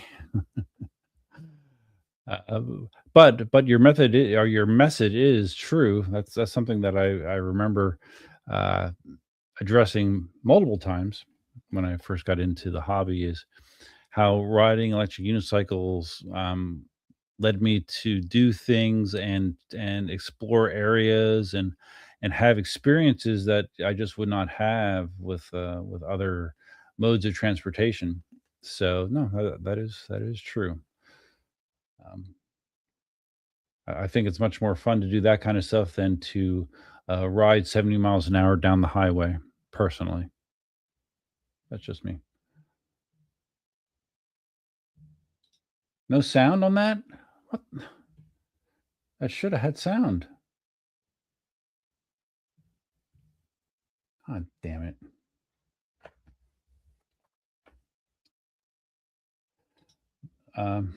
Okay, well, whatever. Sorry. Okay, so you don't know who that guy is? You need to ask your local group whether they know this guy. Talking about the bathroom Rogers hack job. Oh, okay. All right. I don't know how to respond to that, Marty, but yeah. So what? It's not finished? Because I thought you had to kind of address some of the issues with that. I guess you have not yet. Yeah, I could tell it's a short in your Facebook feed. I could tell, but I lost it. I don't know. Simon's here. Good day, buddy. Unfortunately, I'm going to be probably checking out pretty soon, Simon. The sound is dropping out. All right. It might be a StreamYard issue, I guess. Marty says, it's really not worth watching. I'm aiming to release more short vlog-style videos, see if they get any traction for me. You're trying to get traction for what? What is the goal that you're trying to get traction towards, Marty? I'm just curious. YouTube riches. Is that what you're trying to get traction to? Yeah, Sterling. Yeah, Marty, the homeless hunter, and Marty, they're drug addicts and but which is probably true, though. I'm sure there are a lot of drug addict homeless, but we do have homeless here too, Marty. Actually, right next door to where our office is, there's a place that provides like beds to homeless people overnight and stuff, and food and all that kind of stuff. So yeah, we have a number of homeless that are around the government center in general.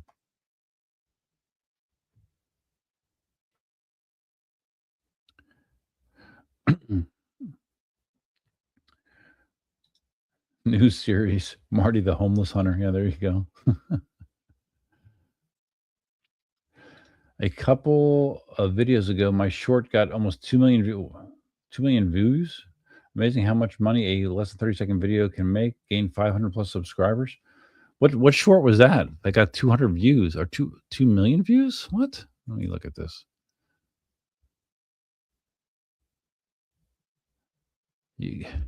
You got 1.7 million views because the guy dropped your newly painted Lynx S. How? What is compelling about that? I don't understand. 500 subscribers added by that? Really? Wow. That's interesting. Yeah, I guess YouTube must have grabbed onto that, but I don't really understand because like usually shorts that get a lot of traction, they have like a thumbnail that really pulls you in, or a title that will get clicks. But I don't really understand why that got 1.7 million views. But good for you, Marty. That's great. No audio, huh? PJ Roger is doing Marty's bathroom. Interesting to see if the friendship lasts. Well, we'll let Marty talk about that. Roger isn't doing Marty's bathroom anymore. I'll just say that.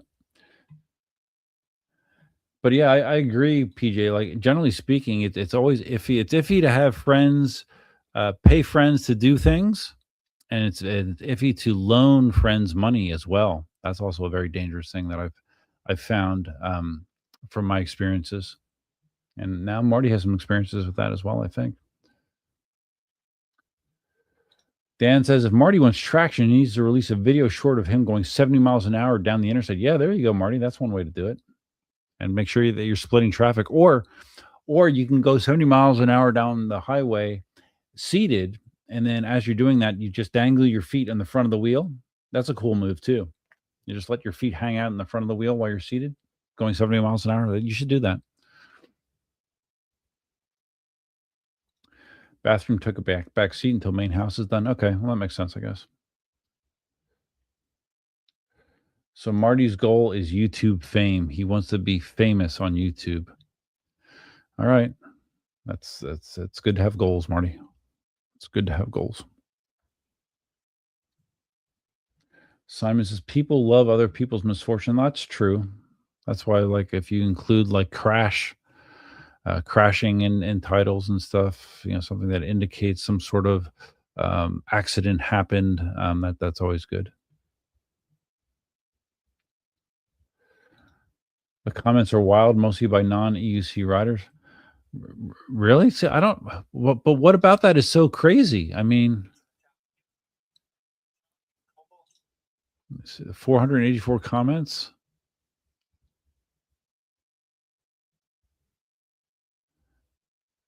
Okay, he didn't. I mean, because I saw this video, and it wasn't much of anything. I'm just reviewing the comments.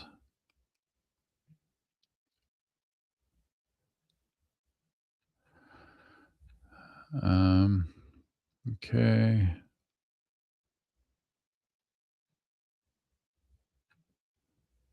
Okay. Yeah. Again, I don't really understand why that's a big hitter, but yeah, good. That's great. But usually with shorts, I thought you didn't really make much money with shorts because they're so short. But if you made a couple $100, good job. PJ, always good to add cats to your videos. Yeah, cats or dogs, actually. Those are very popular.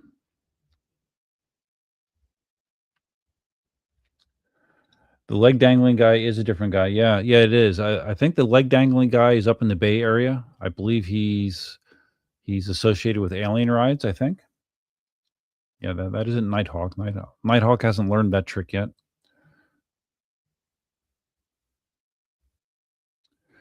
PJ says, people were just amazed that you didn't go ballistic after you dropped your newly painted wheel. Everyone was so proud of you. Well, I mean, if you look at the way the wheel is, I mean, he has the pads there in the side. So, I mean, I guess he could have scratched it minorly, but I mean, Marty's always said that his wheels are made to be ridden. They're not made to be in a museum. So I'm not surprised that Marty wouldn't go crazy about that.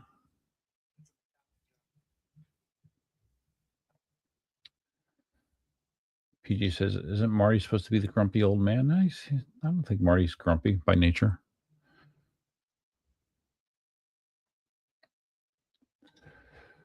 Marty says, why did Roger get 100 million views of Dawn crashing at night where you can barely see anything? It's a mystery. Well, probably the title, the title of the video. Yeah, probably. But I mean, a lot of the things that Roger does is a mystery. So, whoops. Yeah, I do remember you told me that Roger made greater than 10K on the 10-second video. Oh, good for him. I'm sure the money was well spent.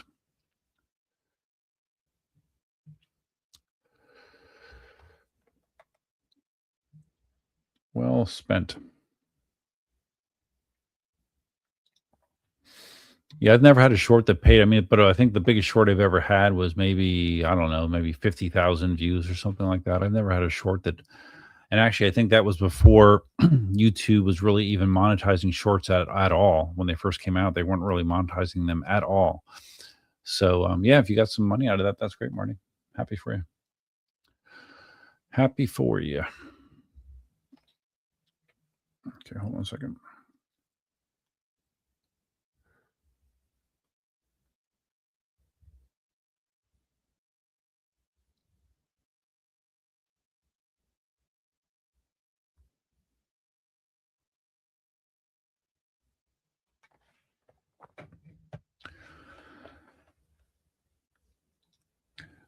All right. So, anyways, I've exhausted my mental list of things. PJ says you need to come to Detroit, and I think also needs to go to the bathroom soon. You guys need to come to the Detroit area and organize a ride here. Wow, I can't say that visiting Detroit has ever entered my mind, ever. Not to say anything bad about Detroit, but I'm just saying honestly, I've never considered the thought has never come to my mind. Like, hey, I'd like to visit Detroit someday. That has not. But much like Pennsylvania, you know, I've never had the thought that like, oh, man, I wish I could have moved back to Pennsylvania. And that thought has never entered my head either. So, okay, guys, I think I'm going to check out of here. It's almost 10 o'clock. Need to do a few things before I go to bed. And I got to get up at 6 a.m. tomorrow morning to get to work. So I'll try not to make it a month and a half in between live streams going forward. It's just kind of the way things have worked out this time. But I appreciate everyone stopping in, and Marty, Simon, everyone. Everyone this wait a second. Yeah, everyone that stopped in.